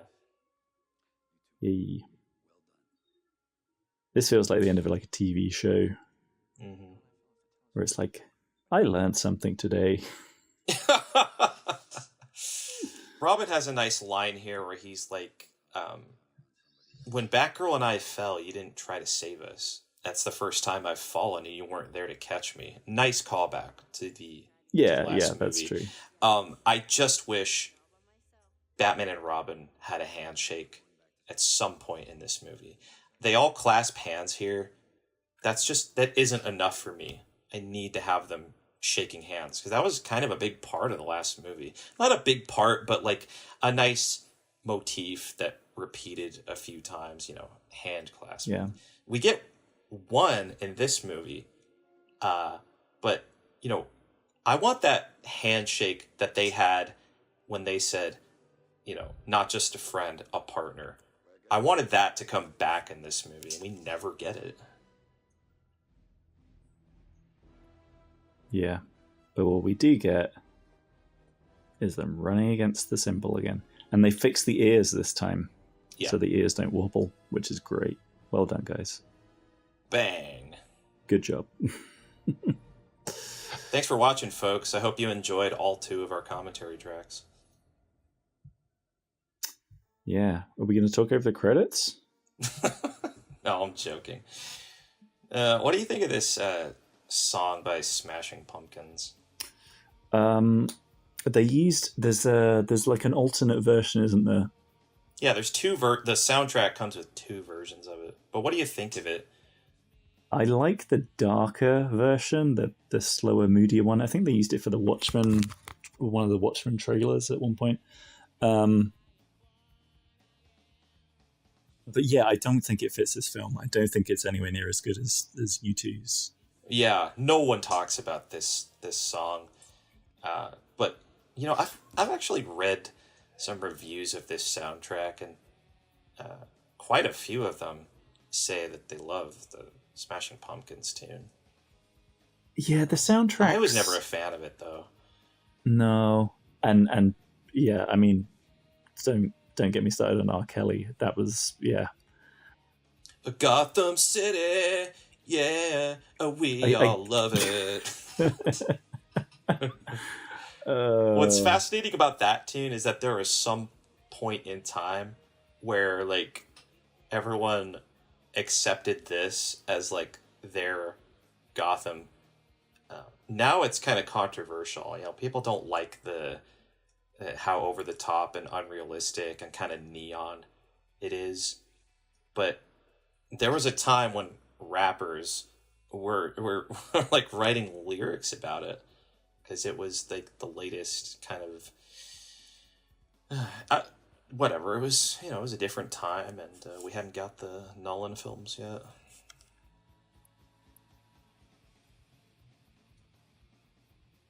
Assistant to everyone, dialect coach. So I mentioned earlier that this was a missed opportunity for me, and that's really down to just wanting more of the dynamic duo.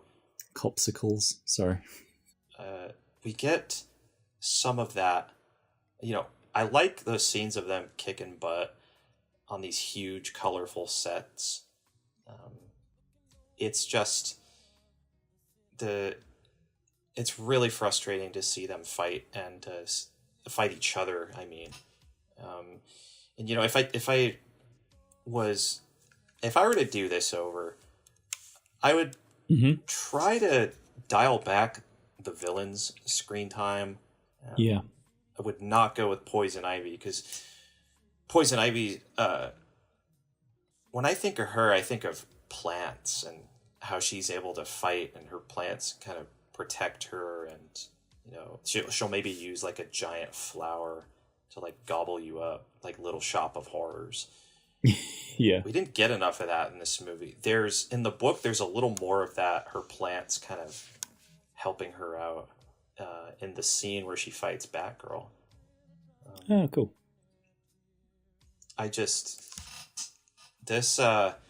This movie, the script is flawed. Yeah. I think this movie's okay, for the record.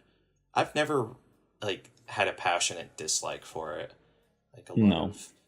It's famously the worst movie ever made. Yeah. Mm-hmm. It's popular to hate this movie. Yeah. Joel apologized for it. Well, people always lose the context of that. He said, and I haven't got the exact quote, but it's something along the lines of, if you saw Batman Forever and you went into Batman and Robin with great expectations and I disappointed you, then I'm sorry. So it's really to the small subsection of people who, like Batman Forever, had high hopes. That's true. The way he phrases it is, is actually not an apology to everyone who adamantly hates it, but more so like the ones who were, ready for this one and wanted a sequel to Forever. Yeah, because I feel remember. Like it's. Go ahead. No. I was just going to say, I still remember seeing the preview, seeing like a little clip from this movie just before it came out, and it was the clip of the High Freeze and Batman slide down the dinosaur. And that was the first time I realized, oh, Val Kilmer's not back. And this looks a little bit goofier. So yeah, I went into the movie with quite low expectations, and I think at the time I sort of didn't love it, but also it was close enough that I was like, I'll still buy the soundtrack and the comic adaptation and everything. So I still kind of like got into it, but yeah, it's something I've never loved, but yeah, it's, if you're in the right mood, it's okay. That's how I feel too. This movie's okay. Sometimes I really have a lot of fun with it. Yeah. But I do realize that, mistakes were made. Gene Siskel famously said that, wow, I was really shocked by the latest Batman movie. And then Ebert followed it up with, you know what I realized watching this? It really doesn't matter who plays Batman. It'll be a different actor for the next movie, most likely. Now, this movie actually did okay box office wise. It was maybe like two-thirds of what Batman Forever made.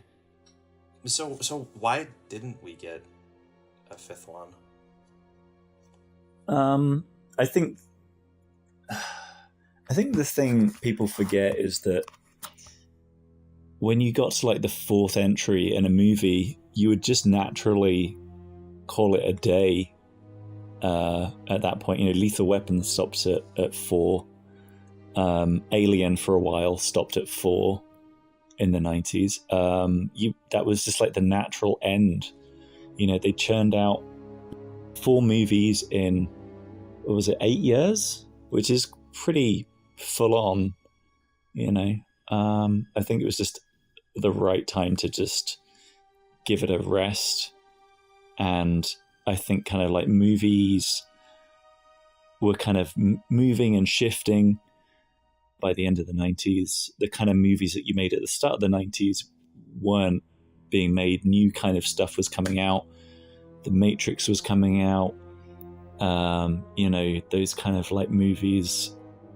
And just, I think Batman and Robin is like, there's an expression called like, is it fin de siècle, which is like the end of the season.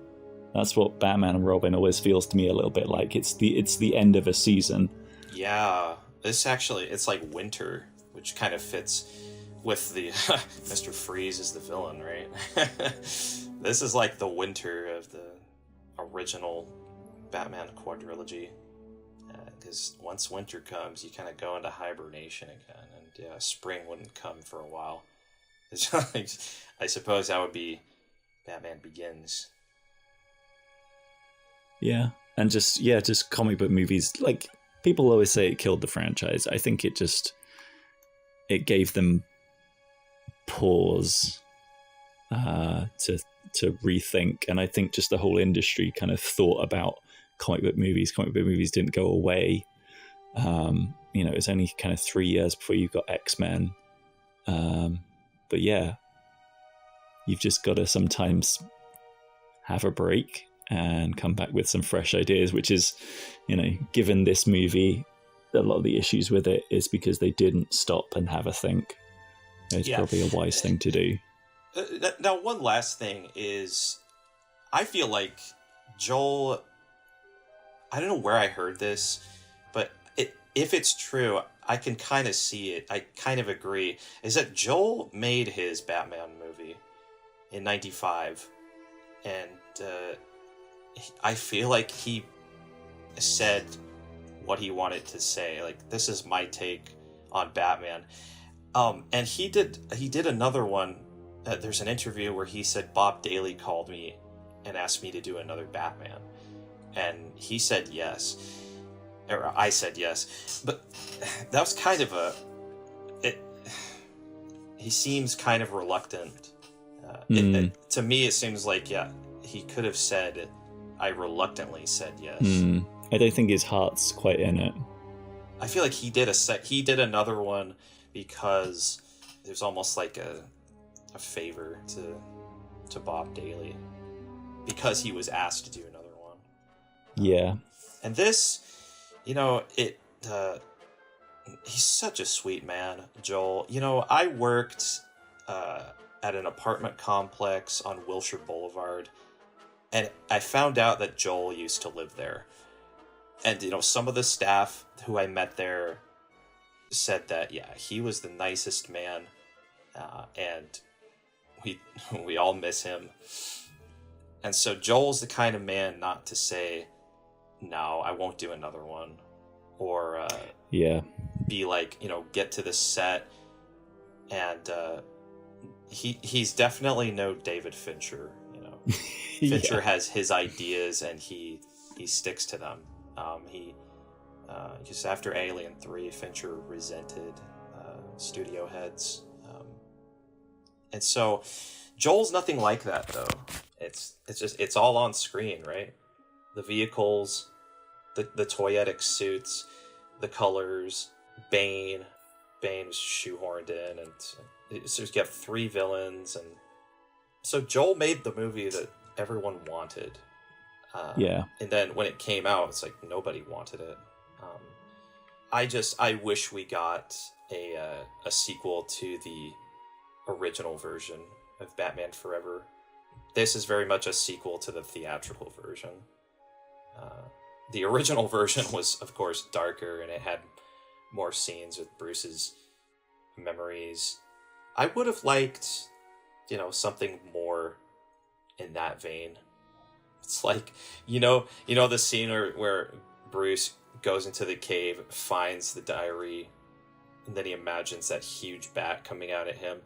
It's like, we didn't get that in this movie, but maybe like Joel could have been like, I'll do another one if we can have a scene, that one scene with the huge bat that we didn't get in the last movie, because that prop, that animatronic bat, it still exists. I've seen a photo of it recently. Yeah. And so that prop was still around. They wouldn't have even had to make another one, because it's still, yeah. They could have repurposed it for this movie. That would have been cool. That would have been cool. Yeah.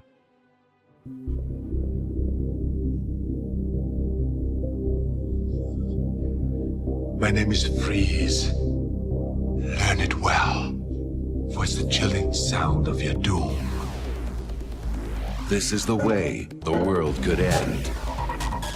Please, show some mercy. With ice. With a kiss. With venom.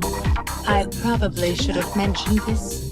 I'm poison. Poison ivy. And the only man who can stop them. Hi, Freeze. I'm Batman. Can't do it alone. Batman will watch his beloved Gotham perish. Arnold Schwarzenegger. Bundle up, boys. There's a storm coming.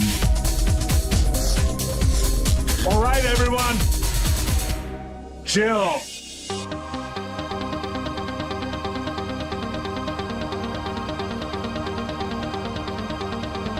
George Clooney. I'm not the marrying kind. I know you've had your wild nights. Wild doesn't quite cover it. Chris O'Donnell. It's a hockey team from hell. Come join me. My garden needs tending. She loves me and not you, and it's driving you crazy. This is why Superman works alone. Uma Thurman. So many people to kill. So little time. Alicia Silverstone. You are? Batgirl. That's not awfully PC. What about Bat Person? Found the Batcave. She knows who we are. Guess we'll just have to kill her. In a Joel Schumacher film.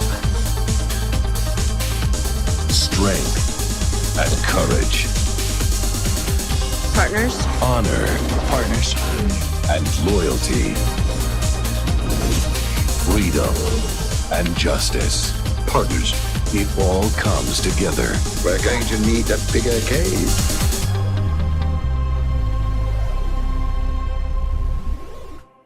Batman and Robin.